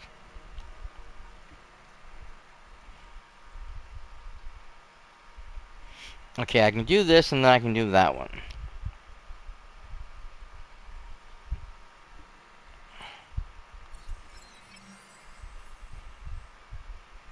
Giving them better defenses is always a good thing. Especially since he's my brute whenever I do anything that needs like massive attack power. That's where I go with Jacob. So yeah, we still need to find out where she is.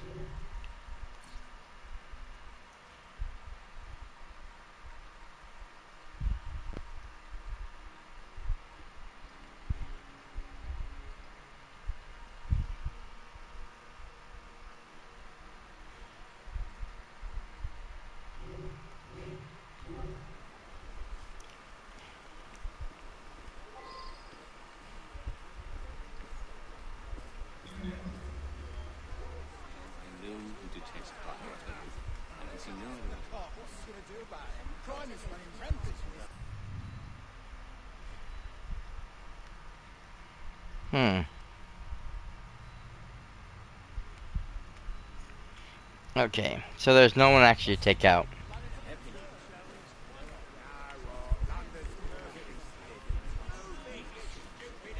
I thought we were gonna have like a major battle or whatever, but no. Okay, so that brings us to this, which is a story mission.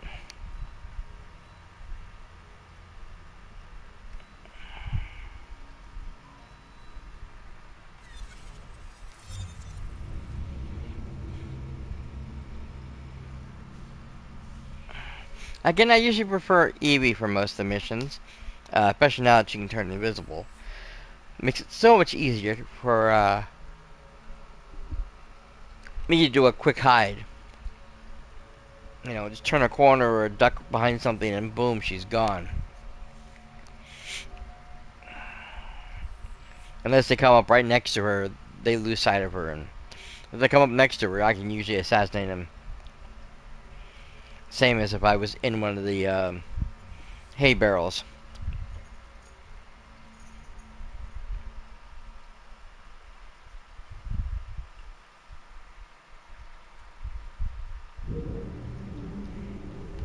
There's one thing I thought was funny with this one is that the straw barrels and this thing are all in carts.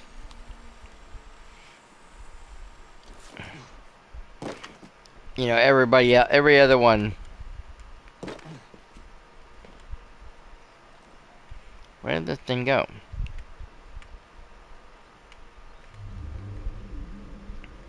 Oh.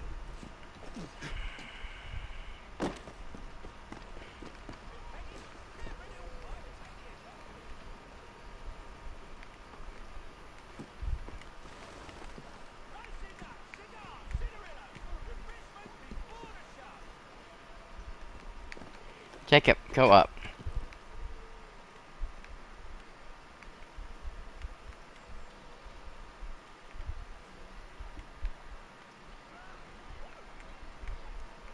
Weird. It wanted me to do a leap of faith, but now I can't find the spot. That's okay, that should be enough right there doing that.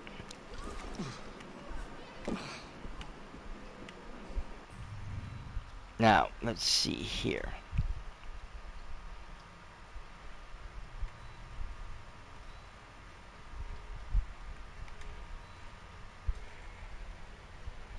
How did I get so far off base?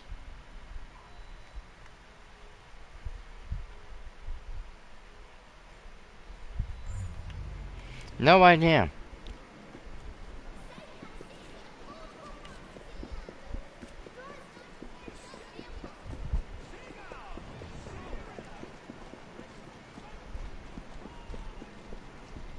You won't find better. Oh, okay, that needs to be restocked.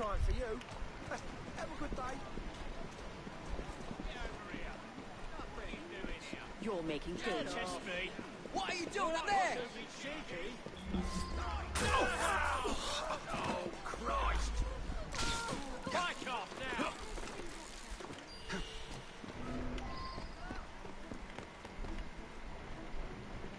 Uh-oh.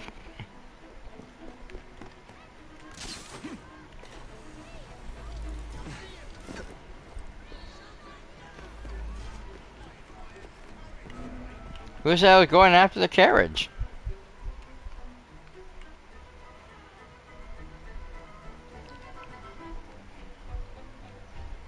I see him! I can take him! Oh. There goes Stat. And then there goes his life. He's as good as dead!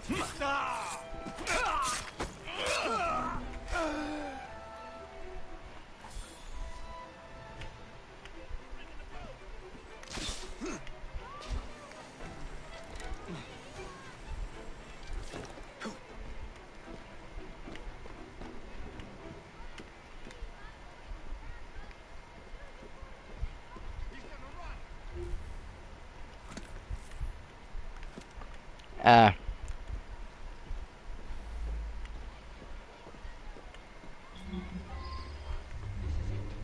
This is my moment.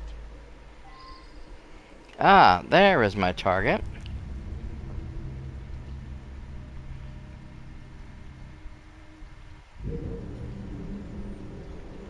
Kill the enemy using explosives.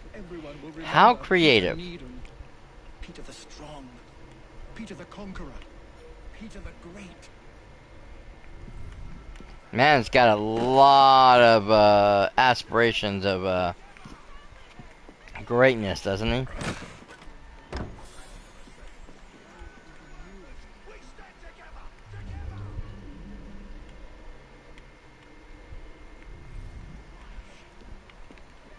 There's some dynamite. I will be as Achilles was. I will be great and powerful. You do know Achilles did have a heel problem.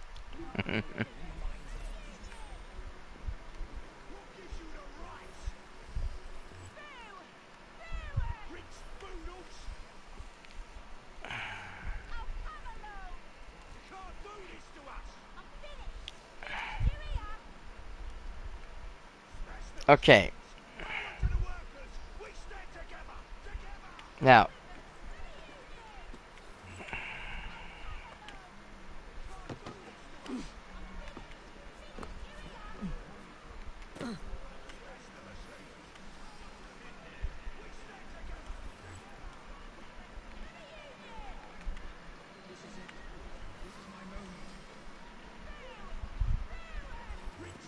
If I can get a hold of one of those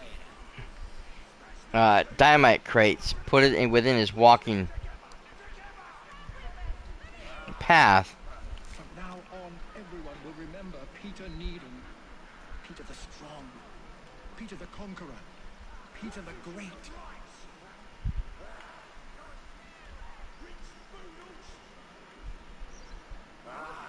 She is.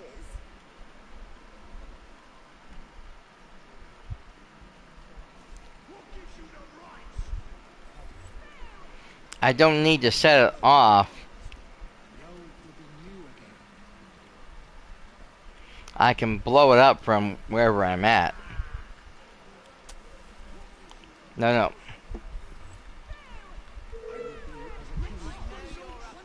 I will be great and powerful, and I will live on forever.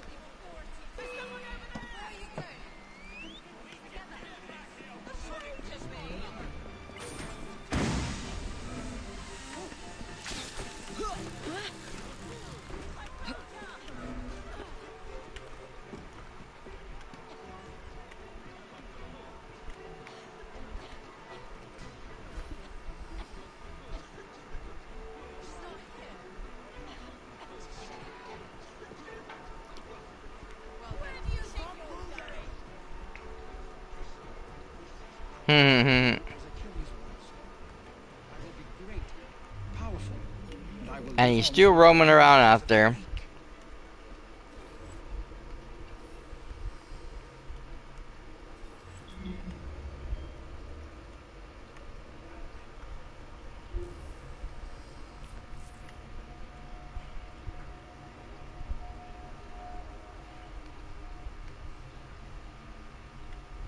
I know where that one guy disappeared to, but that's fine. I'm just gonna sit right here. I'm gonna wait till he comes back down the stairs. I'm gonna shoot dynamite.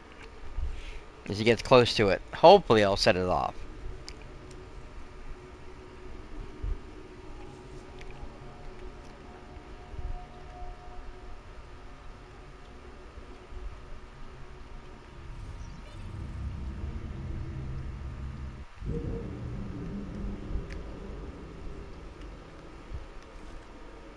This is Shit. it. This is my moment. God damn it, the dynamite did not go off.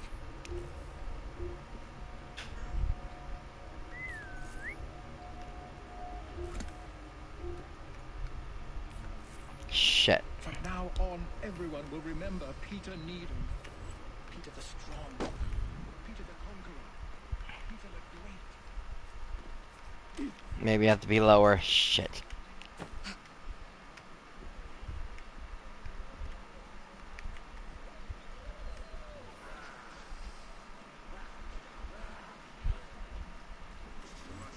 The ancient ruins below will rise, and the old Shit, I can't see.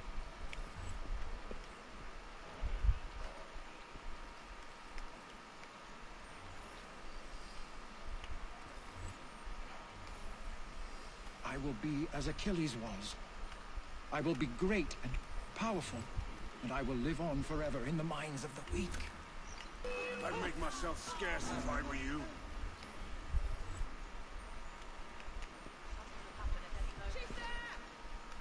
God damn it. Think I'm afraid? Think again. Ha! Found you.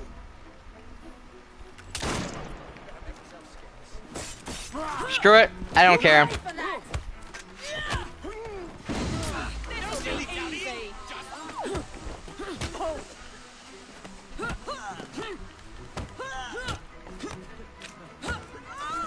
I'll kill you for that!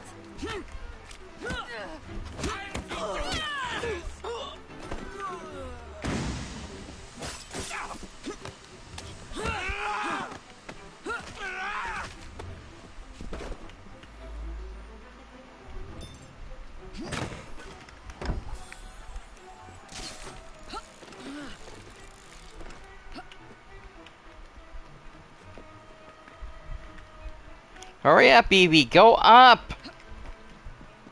I don't know why she doesn't want to go across, go up the thing. But she didn't, damn it. Well, the whole explosive thing didn't work out the way I planned it.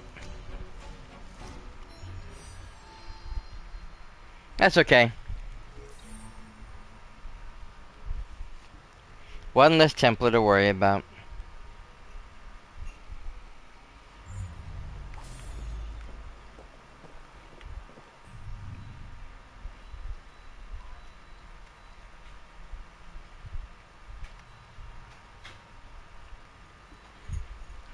So we got two Charles Dickens stories in the mix.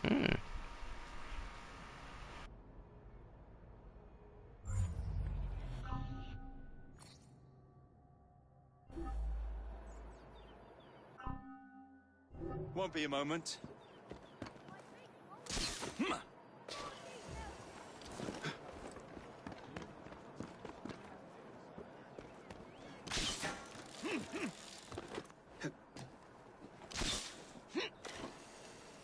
Now that's what I meant to do.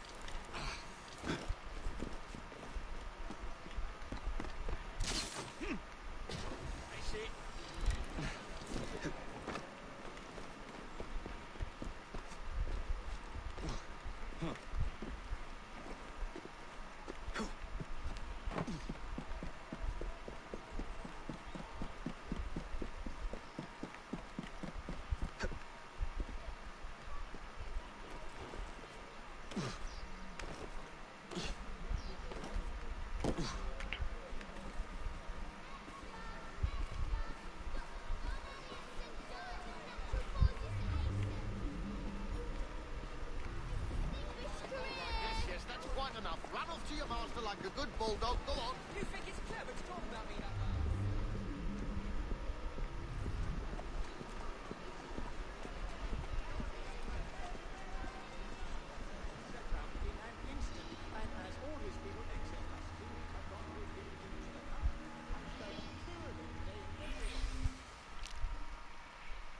way? Okay.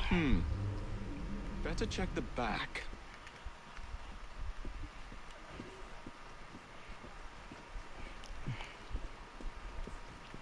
So of course this is one of the times when the chime actually changes.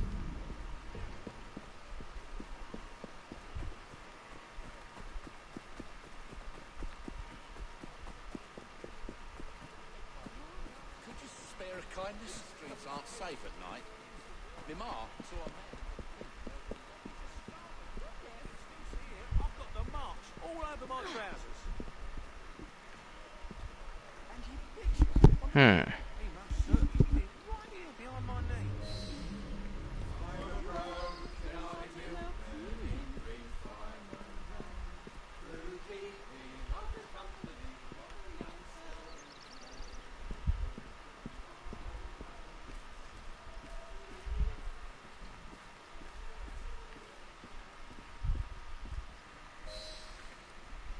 I'm here to see Mr. Roth. Weapons? No, thank you. I've got my own. You should be on the stage, sir. This way.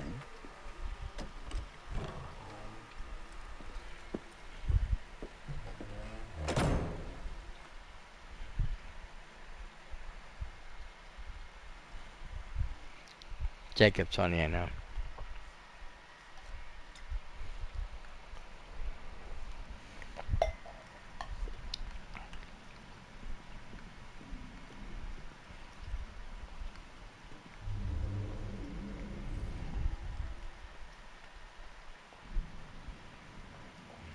It's a very unique tale. Our honored guest has arrived.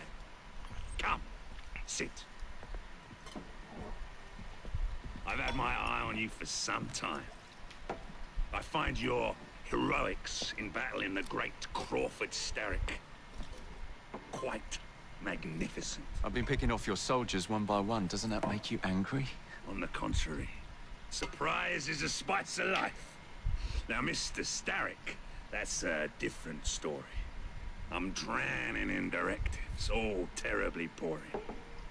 Let's say we work together and bring him down. I'm not so sure about that. My friend, if I fail to provide you with the chance to cause Starrick some pain, well, you can charge into this theater and kill me yourself. What do you get out of all this? The chance to have a little fun with the bravest man in London.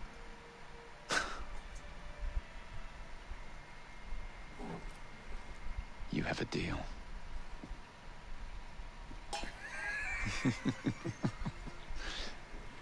Lewis, my carriage. Shall we? Now, my big concern here. Pause this for a moment. My big concern here is he grabs that big bottle of wine or whatever it is, fills Jacob's glass.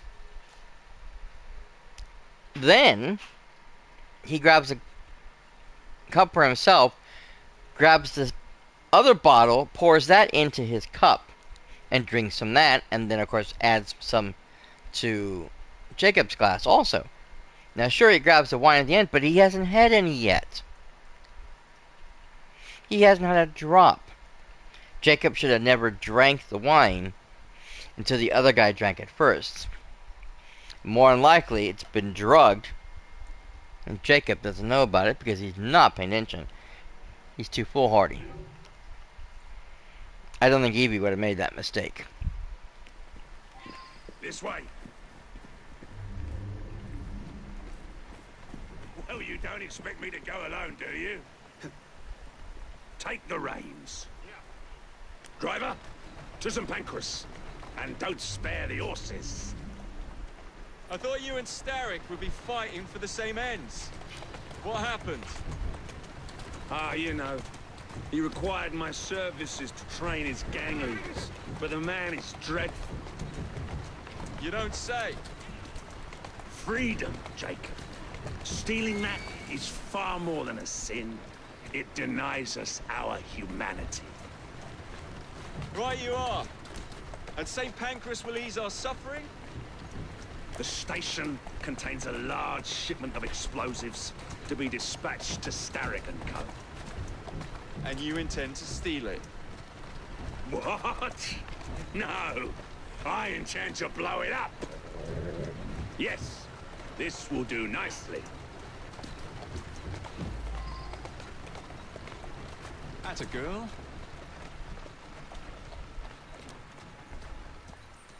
Walk on, girl.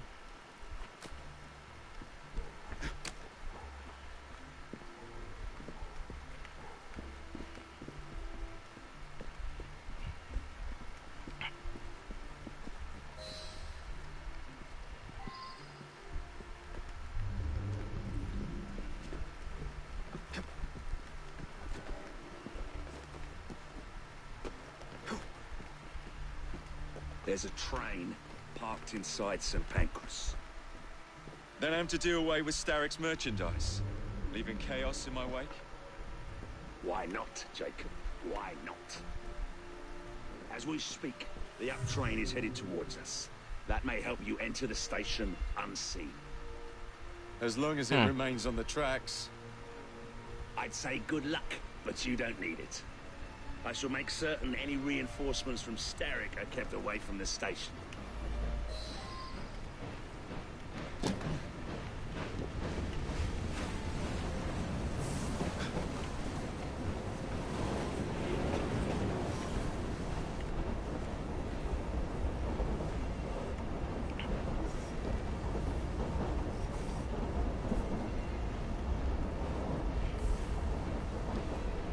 All right then.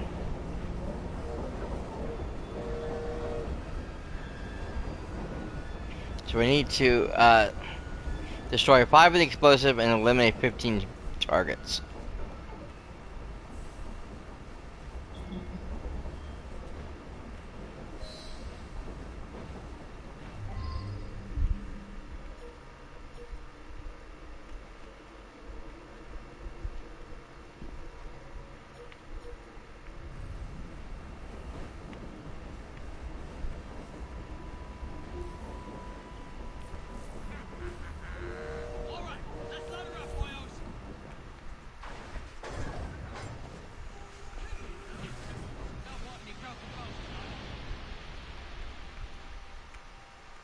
Can we go up?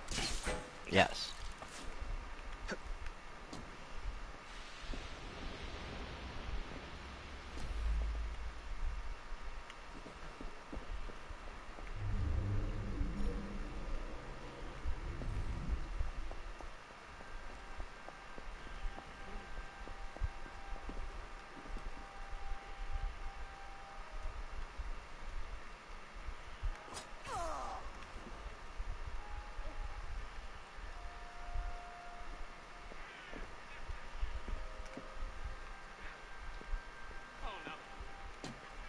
We lost another good one.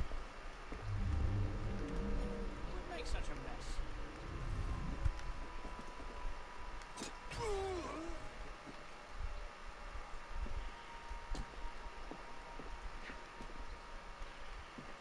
Nope, he's in the wrong position now.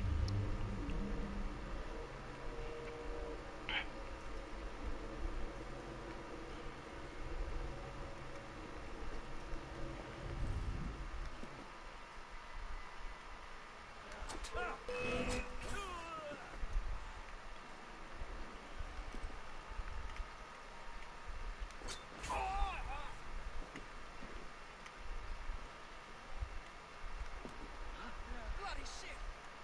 That's a big mortgage pump!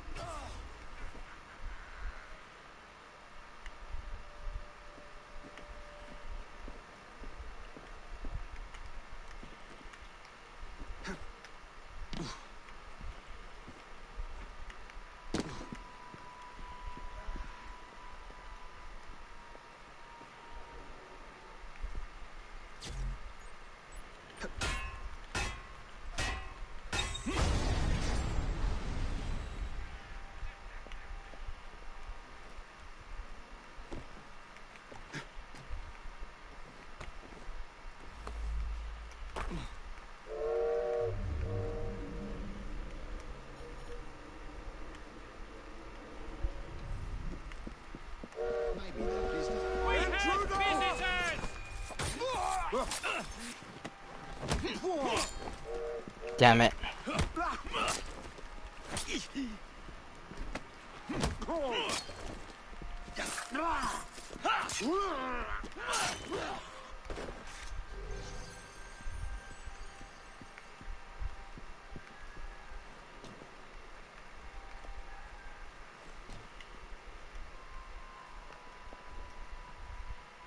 Watch nothing spills. Finally, we can take out the bloody Fry twins.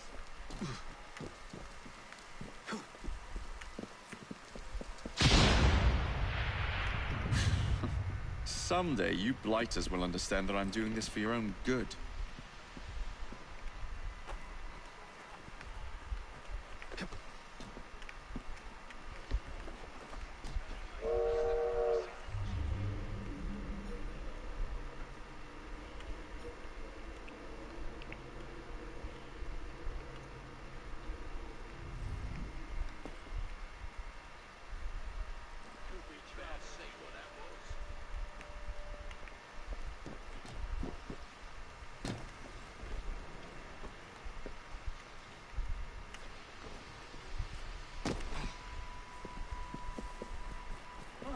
What's he doing here? I'm gonna knock your teeth in. You just try to stop me. Let's see how warm your innards are.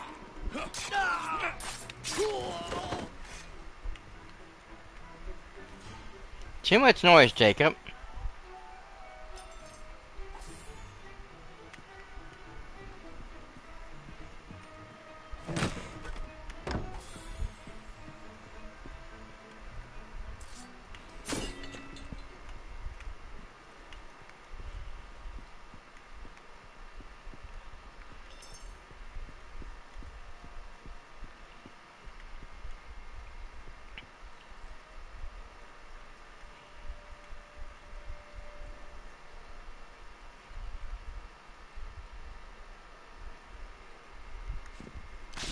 Someone take care of him.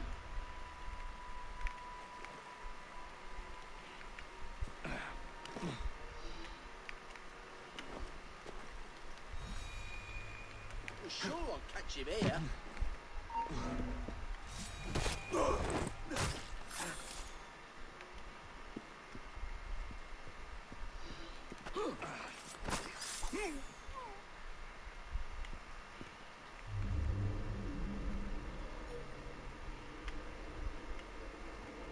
Ah.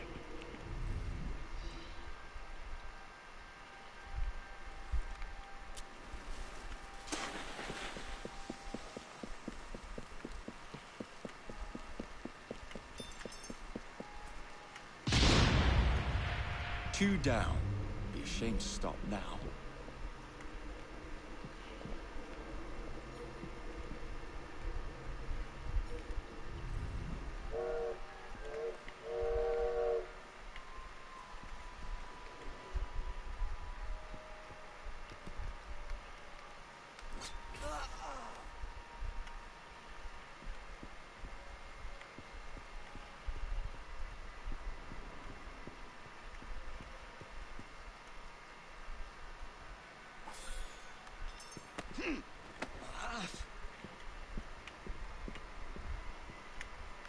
Yep, come on.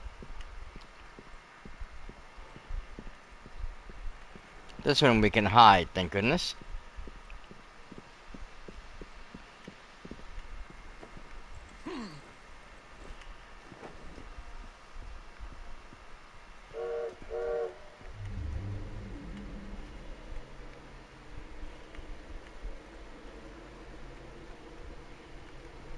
Okay, they're over there.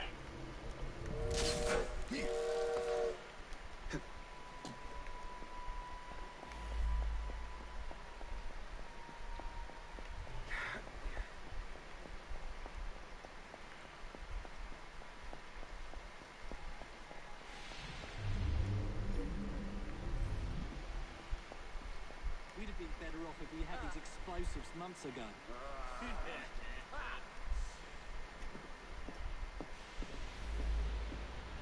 That's a fact. My brother is dead because of a rock attack. seems proper dodgy to me. You! We have an intruder! Let me at the lout! Hold these! Your life ends now!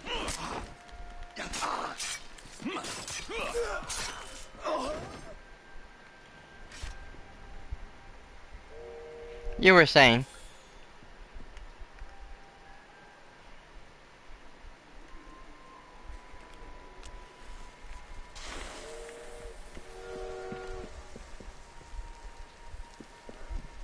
How did he get through?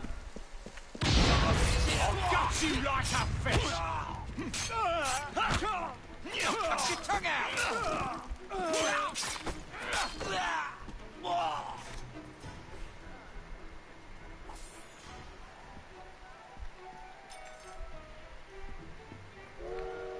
Oh. I still need 2 more.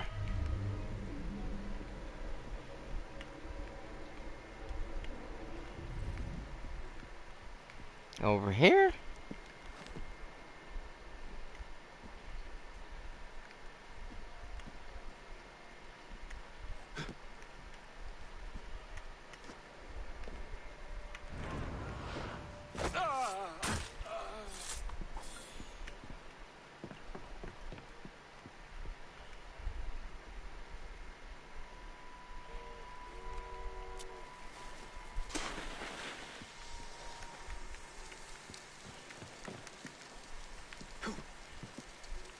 Come on, Jacob. Up, up, up.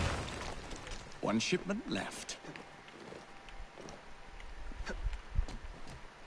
We need to get out of this area.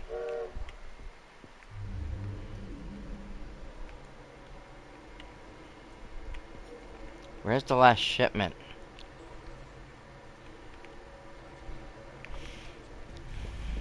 Down below me.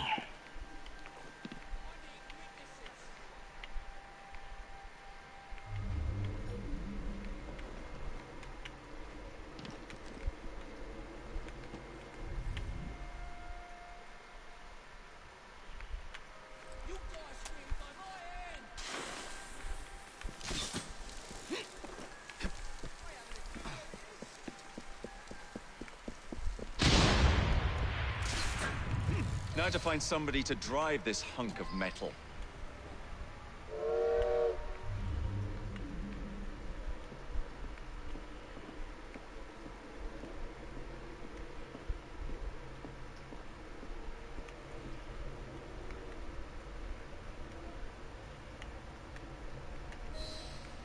Ah.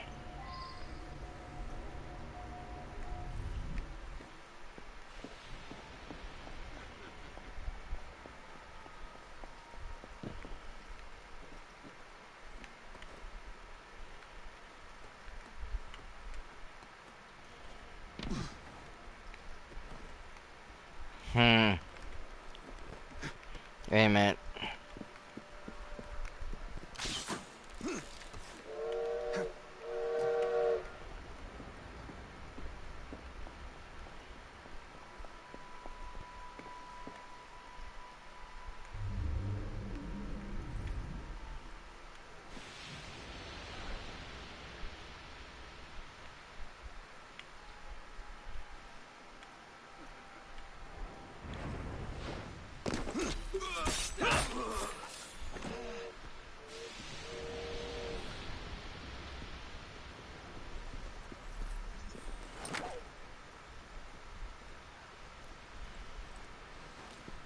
Well, that didn't go as planned. Better find someone else. Oh, I wasn't supposed to. Ah, shit. Okay. I don't.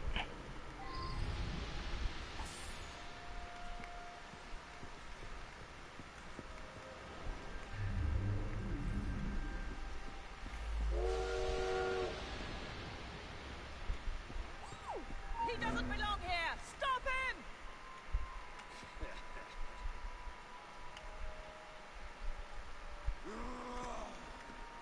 I've got...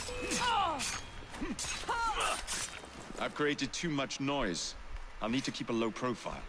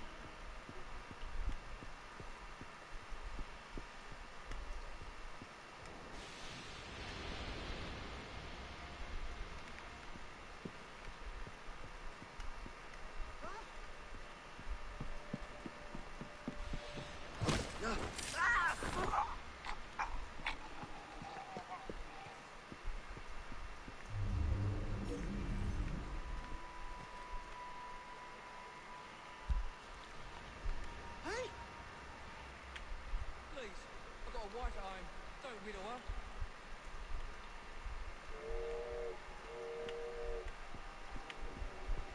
I'll do anything you want if you save me. Anything. Oh.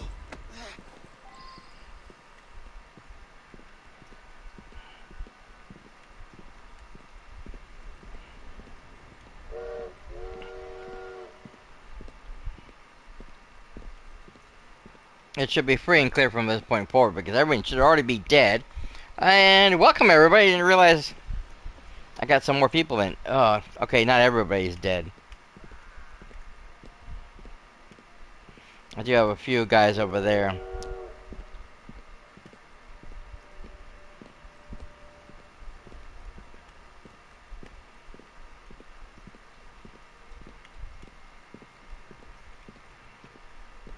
But hopefully with this guy creates the circle, I can get through unseen. As long as I don't go too close to the enemy and give them too much reasons to want to see what I'm doing. Like that guy over there who I probably should have gotten rid of ages ago. I didn't realize he was there though.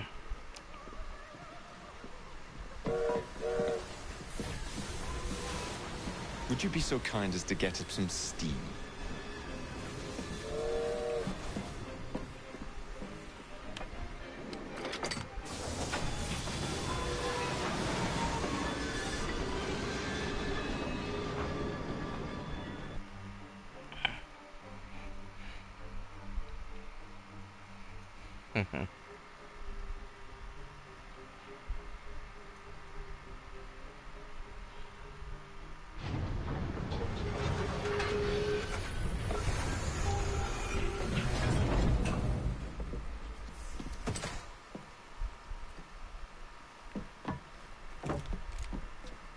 Splendid!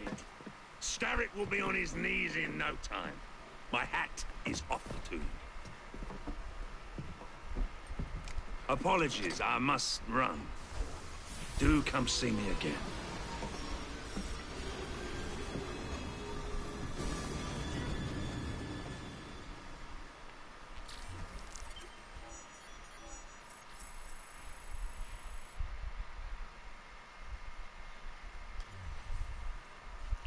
Yeah, there's a couple of missions that we have that are very, very unusual. There was that one, and we should have another mission with him later. And then there was one with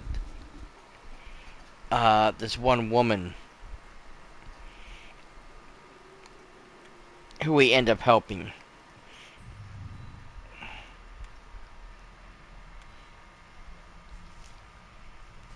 Triple threat theft.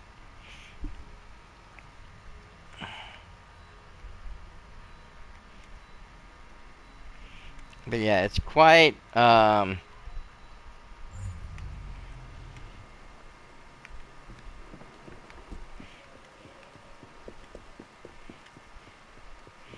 a particular unusual situation because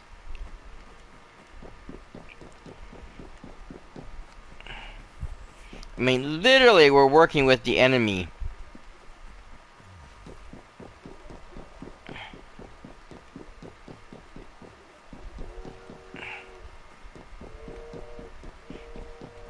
But we're not working with the enemy, but we are working with the enemy.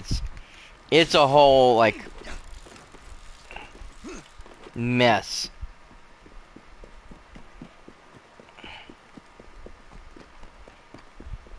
As you can see from the confused face, look on Jacob's face, he doesn't know exactly what happened.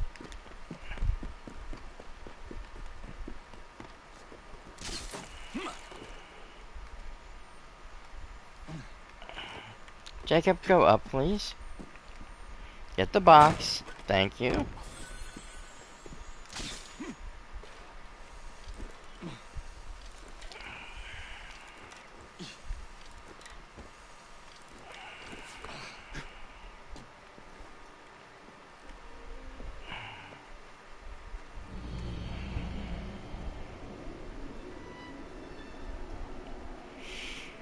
Oh,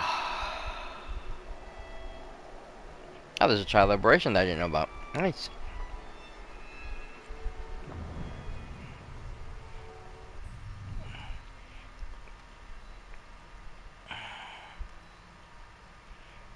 Ah. And then I think...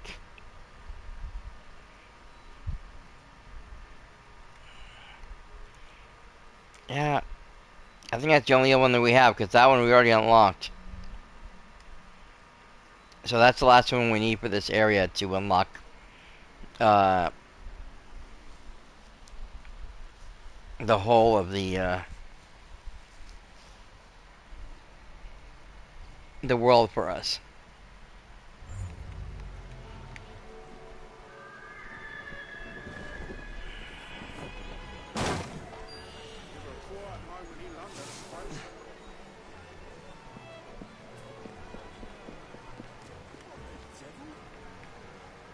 Your horses, please. Here then, clear off.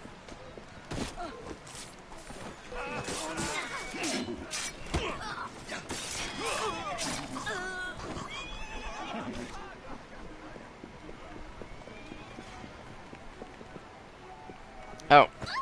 Excuse me. The very best of London. Yes, okay, we do need a few things. You have a pleasant day now. I will indeed.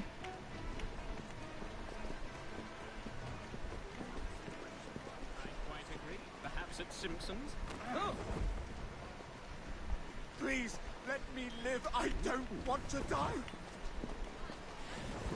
Who's trying to kill you? Send 1,000 messages without saying a word. Flowers for sale.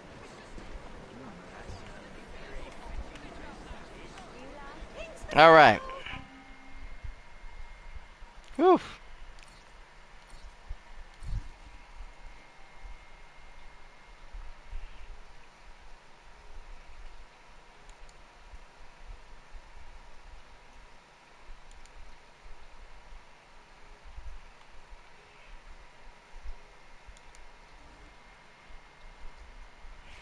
So yeah, this guy is a bit of an enigma at the moment in time.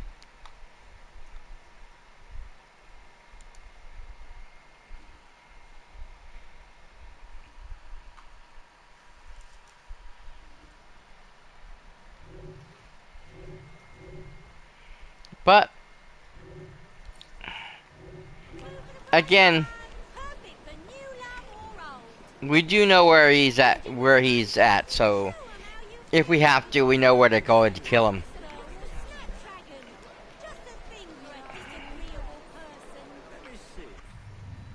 Should be quite the interesting situation.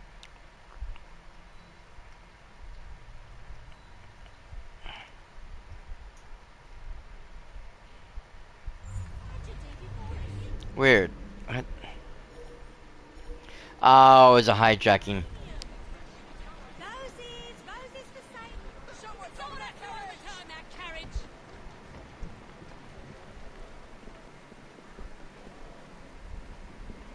I don't care so much about the hijacking ones. They're some of the least of my favorite missions. Okay.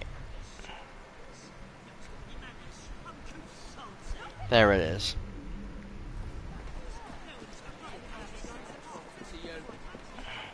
Oh yeah, you took out a light, man. That driver's dangerous.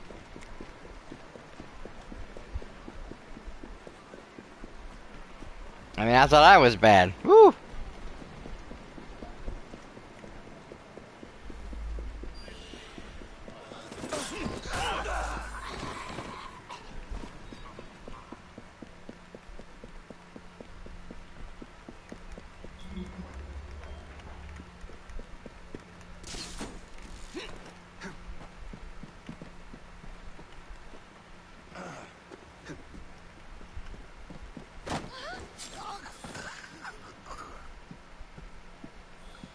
Uh-oh.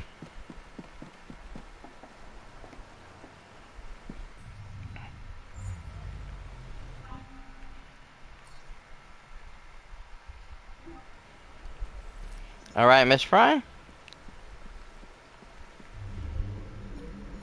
Time for you to do what you do best. Maybe instilling a bit of fear in their hearts would do the trick. Oh.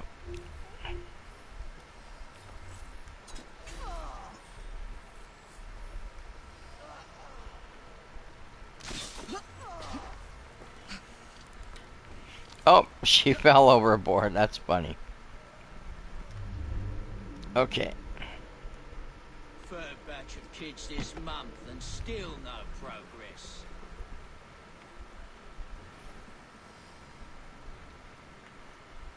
So my two main targets are right here in front of me.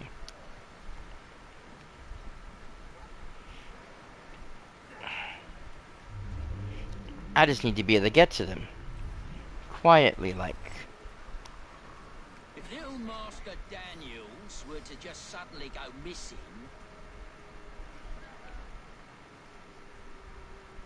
Forget about her. Let's go.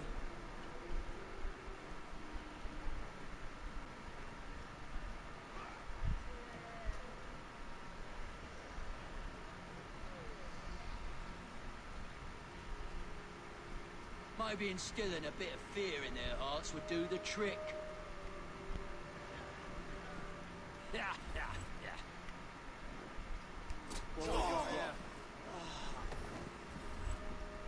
Look, will you just run along now?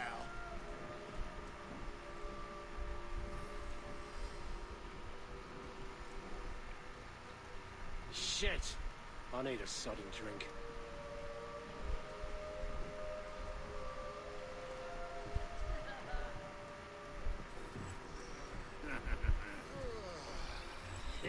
My God, just like that.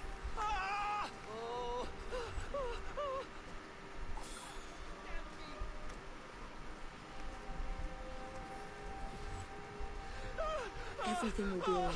Thanks much, Julie. Can't I play too, Miss? What a disappointment.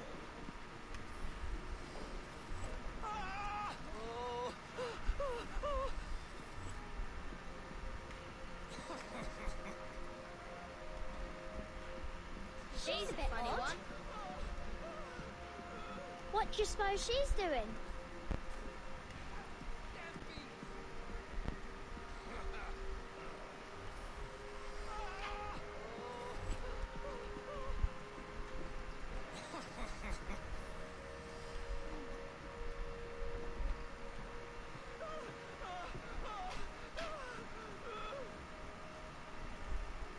I love when people are afraid and they don't even know what they're afraid of. They weren't here when it happened.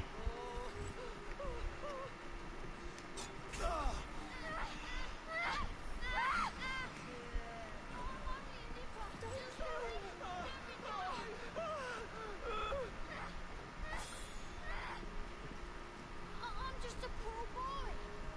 Please.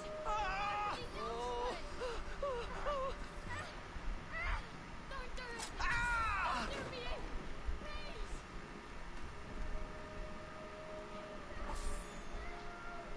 I'm just a poor boy. Please. Nobody loves me.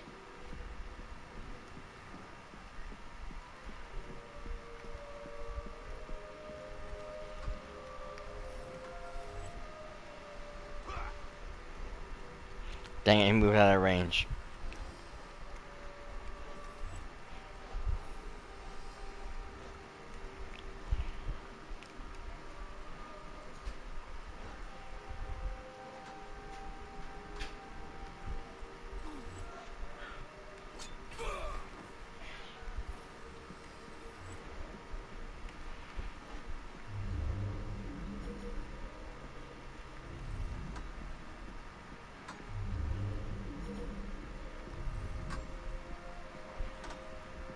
Gotcha, you son.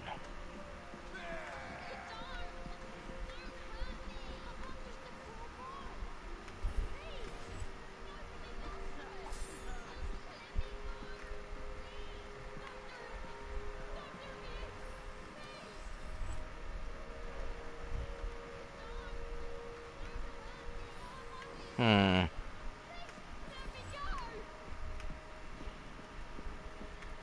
He had lots of voices, but not in here.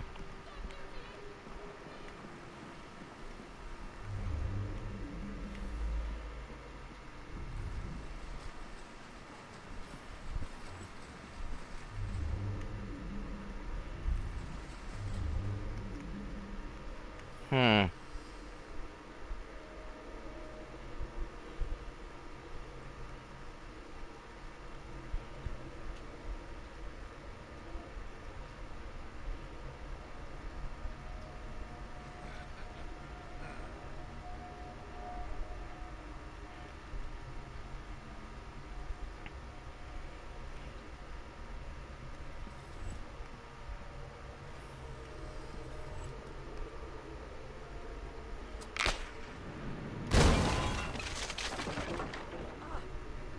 Got him.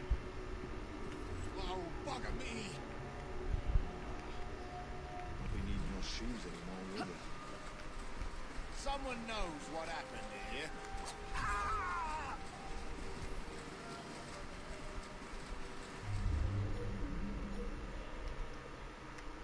I don't know if they're on the outside or on the inside.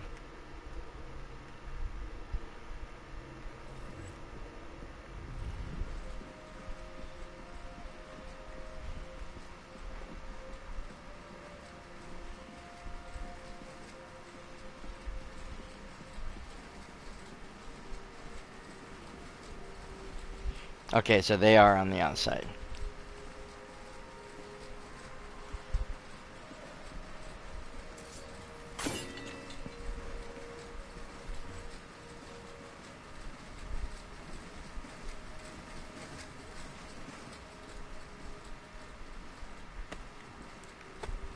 No, no, no, no, no, no. Leave them there. Hang in there. Thanks. Hey, don't do that!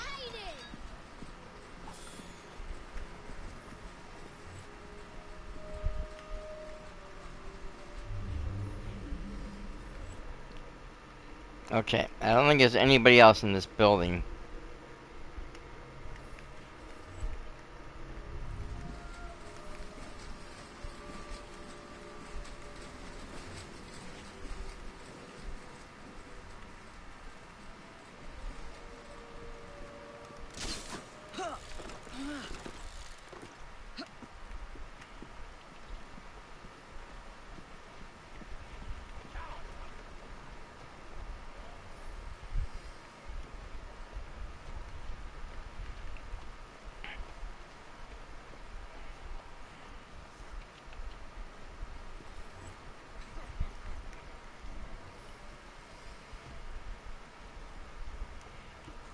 Okay.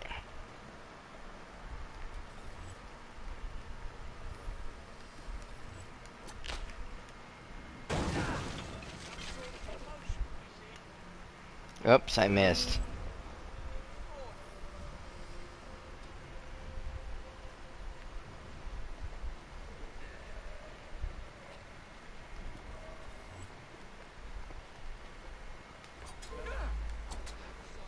She's scarping. No luck! She's bloody quick.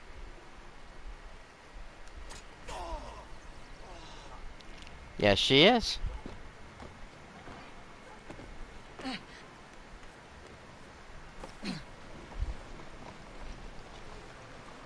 Quiet now. Thank you. She's a bit mad, I reckon. See, can't she?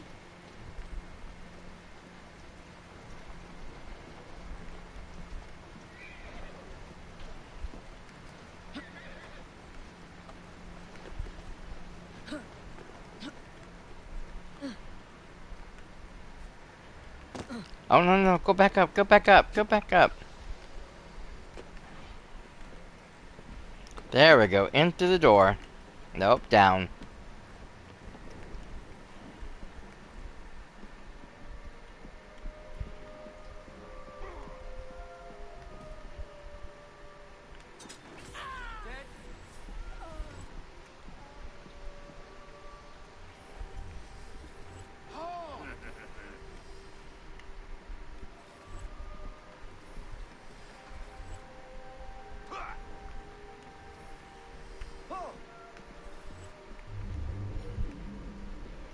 Those kids are outside too.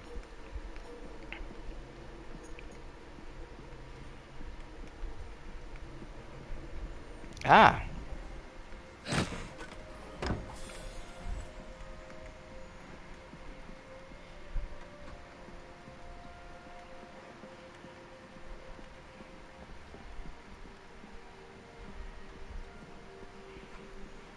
I don't care so much about the people who are alive, or are left alive. As long as I get all the kids freed.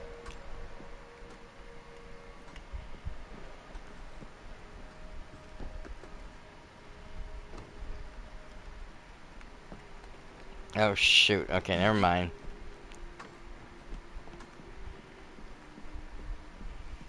I'm gonna have to go all the way around. This is a maze, man. Lucky enough, I already killed everybody over here, so...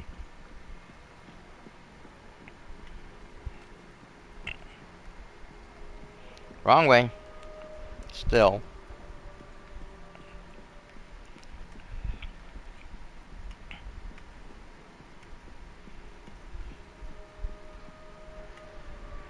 Hmm.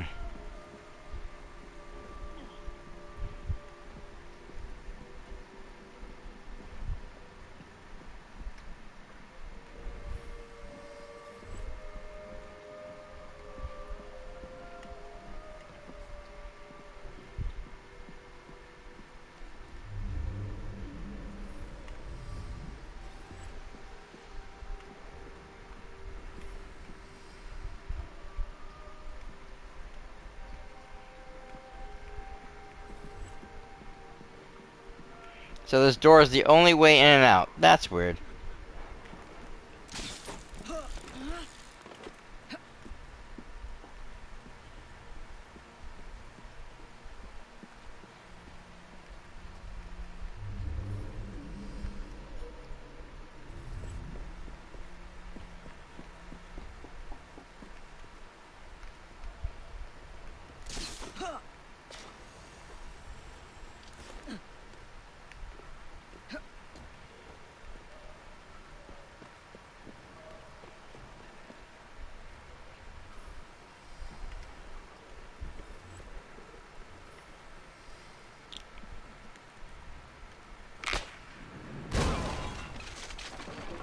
Night night.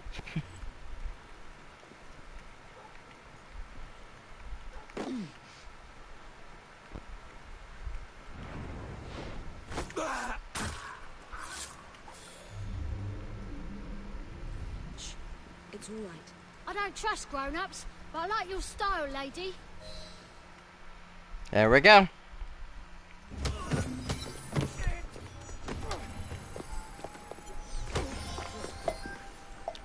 And all without triggering one alarm.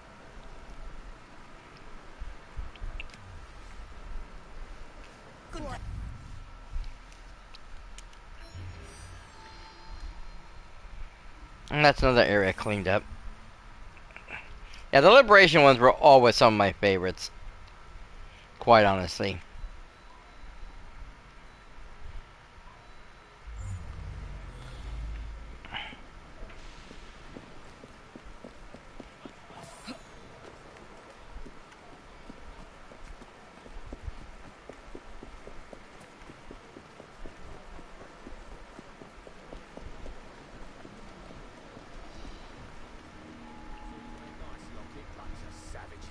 Does it matter? This thuggery is mad.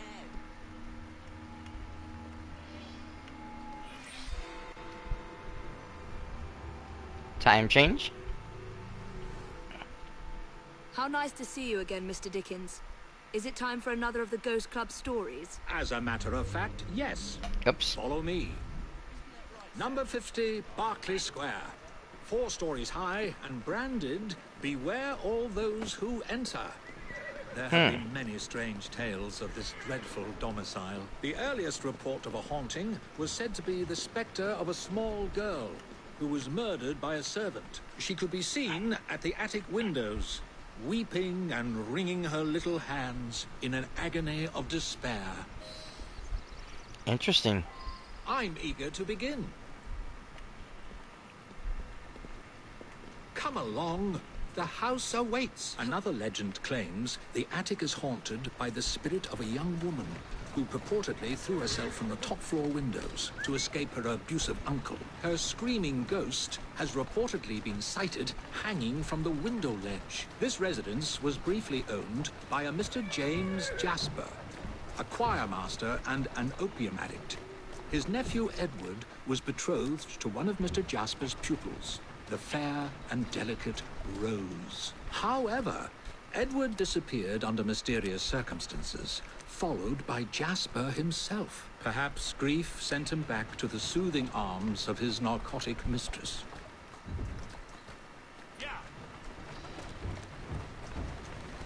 It sounds like he was drugged out the entire time. Seeing ghosts that weren't there. There you go.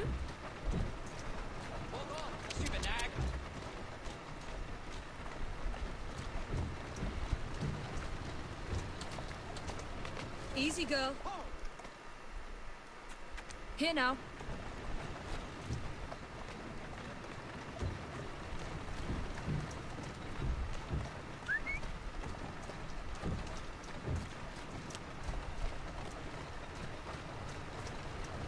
Come on.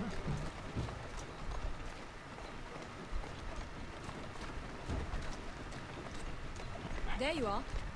Whoa! Trying to keep a nice, slow, steady pace in your driving is very, very difficult. Oi! What's your game? Do you want to hurry up and get out of the middle of the road, fool? Go on.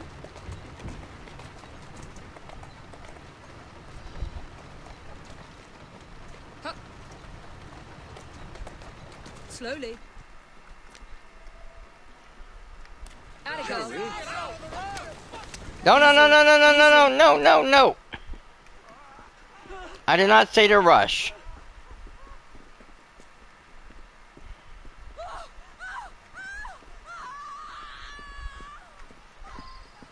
Though this house is vacant, some say it comes alive at night with screams of terror, ringing bells, and slamming shutters.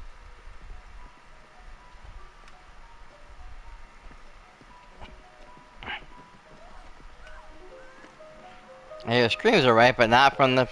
Although eerie, this phenomenon is easily produced by pneumatic tubes and valves. There are claims that a young man was caged in the attic, his only connection to the rest of the world a tiny hole in the door. A young man who was reduced to madness by this extreme isolation. The legends all seem to focus on one room in particular.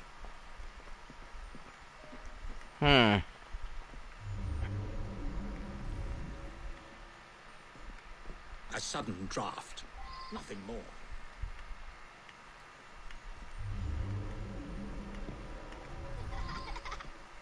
My word. Perhaps I shall wait here while you investigate the source of that laughter, which is not at all unsettling.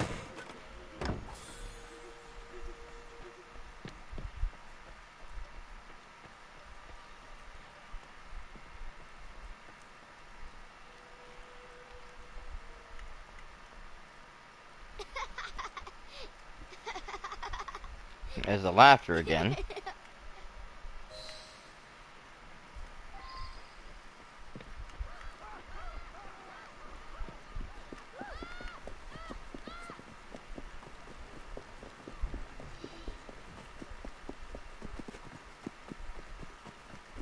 Where did this go? This kid's fast.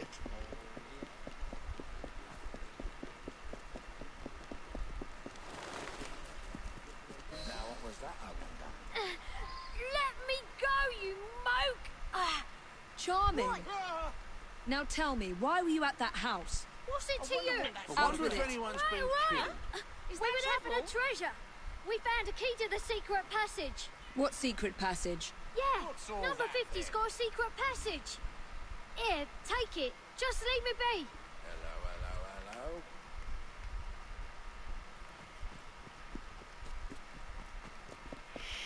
Hello. Okay, there was like 3 people who ran off. Unfortunately, I was able to chase one.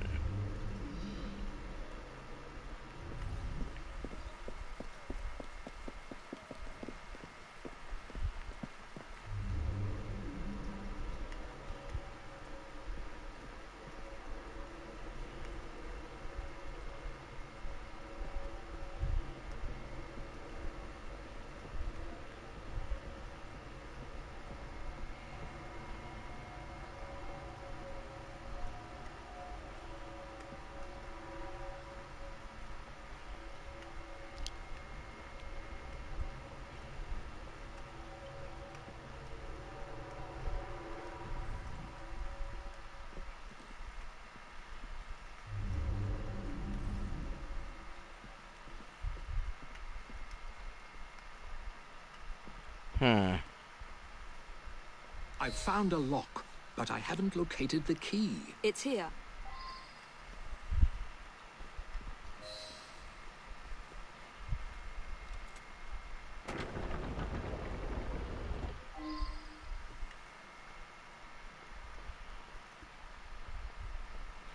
Okay, now I'm hearing breathing.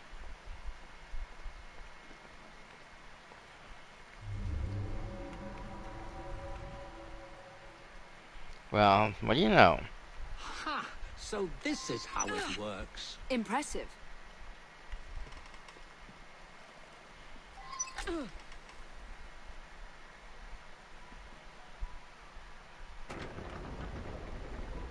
Get out of my house! Stand back, Charles.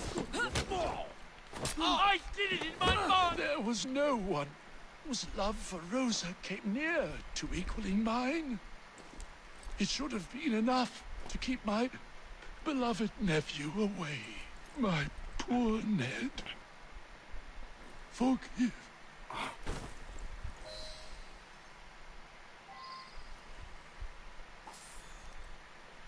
Great. So, he was in love with the same woman his nephew was. And so he created all these little ghost stories to chase his nephew off so he could have her for himself. And when that didn't happen, well, it looks like he took care of him the old-fashioned way. What a psychopath.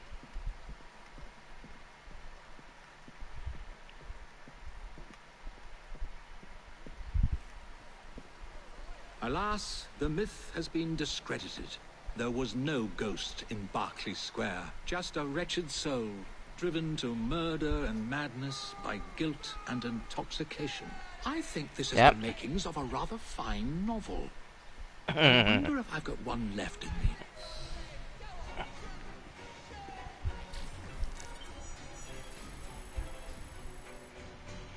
Yep.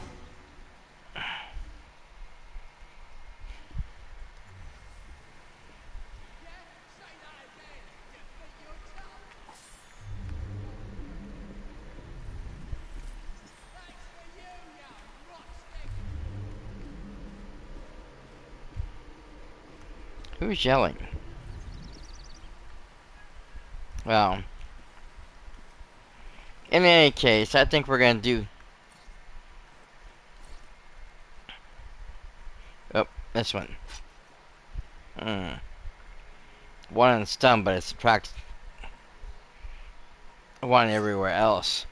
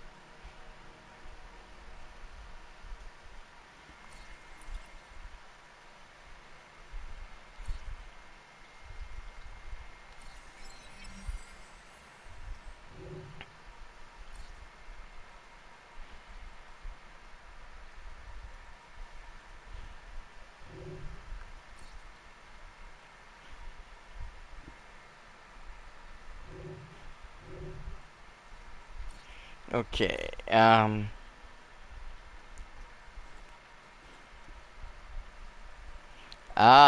Ooh.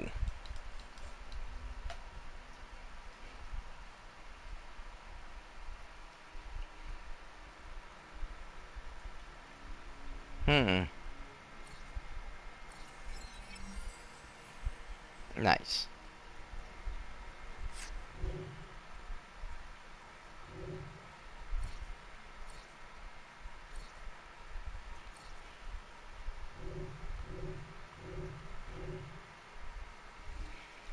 Alright. I think that is all we're going to have time for tonight. Gamers, thank you guys so much for joining me tonight.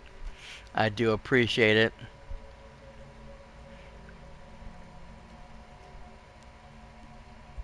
I hope everybody had a blast.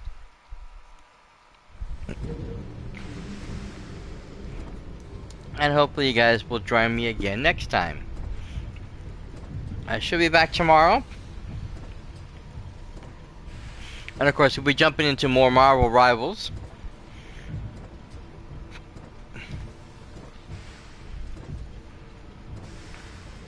I have to complete the third phase. And then, of course, we also got a new, like, Battle Pass type thing going on to do as well. So I gotta get that one done. We did Stark, we did Black Widow, now we're on to Magneto. So a lot of the things have to do with either playing Magneto or playing Ultron, which can be a little hard to play Ultron because everybody wants to play Ultron. Ultron is pretty much broken, and so it can be kind of tough trying to play him. However, there are other things I can do as far as just play healers in general, because I need to get a bunch of heals going. So if I can't do the Ultron thing, we'll do something. Try some of the other ones, but still. Got lots to do tomorrow. On Marvel Rivals. Definitely enjoying that game a lot. Having a good time. Hope you guys can come join me for that.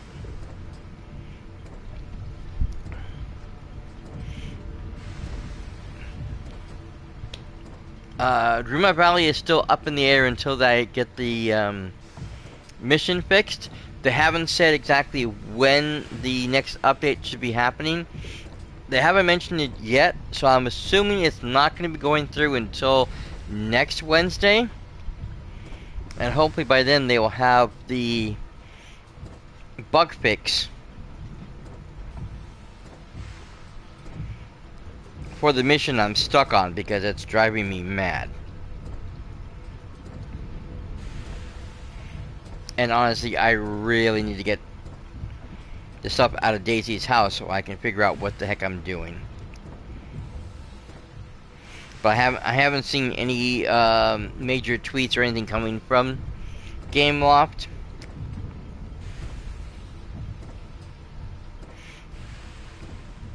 Or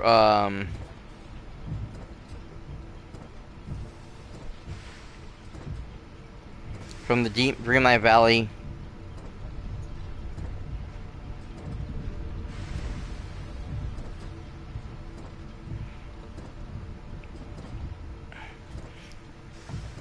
social pages yet, so I don't know what's going on.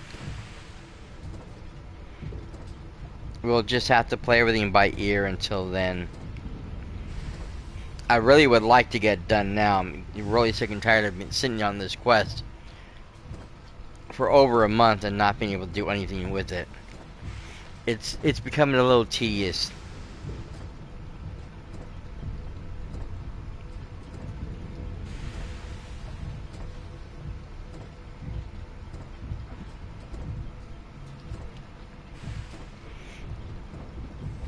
In any case, we'll be doing something on Wednesday, just not sure what yet. Best thing to always do is to make sure you follow me here at twitch.tv/TheRatsCast. Follow the social medias at Cyberrat on Twitter, at the Ratscast, on Instagram, on Threads, and on BlueSky.social, because I do post there when I'm going live and what game I will be playing. So when I'm not even sure what it is, that's usually the best place you're going to find out ahead of time at what's going on.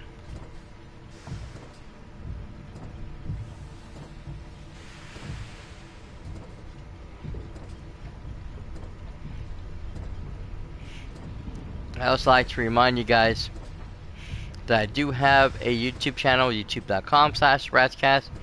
I got a ton of games over there, all kinds of content. I'm a variety streamer, and I've been doing this for a very long time, and I have a lot of stuff over there for you guys to watch and enjoy. So go check it out, please, and thank you.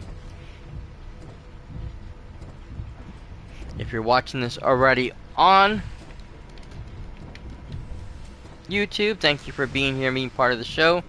You guys are awesome. I appreciate everybody who comes into my channel. It means a lot to me, so thank you so very, very much.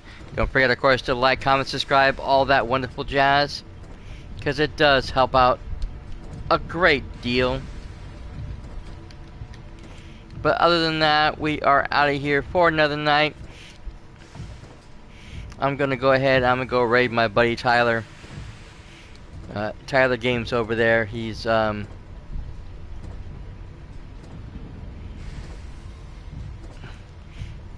some fun with Marvel Rivals, one of my favorite games to play. In fact, I might end up joining him after I get done with this. So if we go hang out over there, you might be able to see me on playing with him. We'll have to see how long he's going to be on for. But still, thank you guys again so much for being here, for being a part of the show. I really hope to see everybody very, very soon on the next episode of the Ratscast. Don't forget, of course, the raid message. Rat attack, because I am the rat and I'm on the attack. And of course, if you are subbed to the channel, that means you're a part of the Rats King's crew. And as always, we have to fly our colors as good pirates do.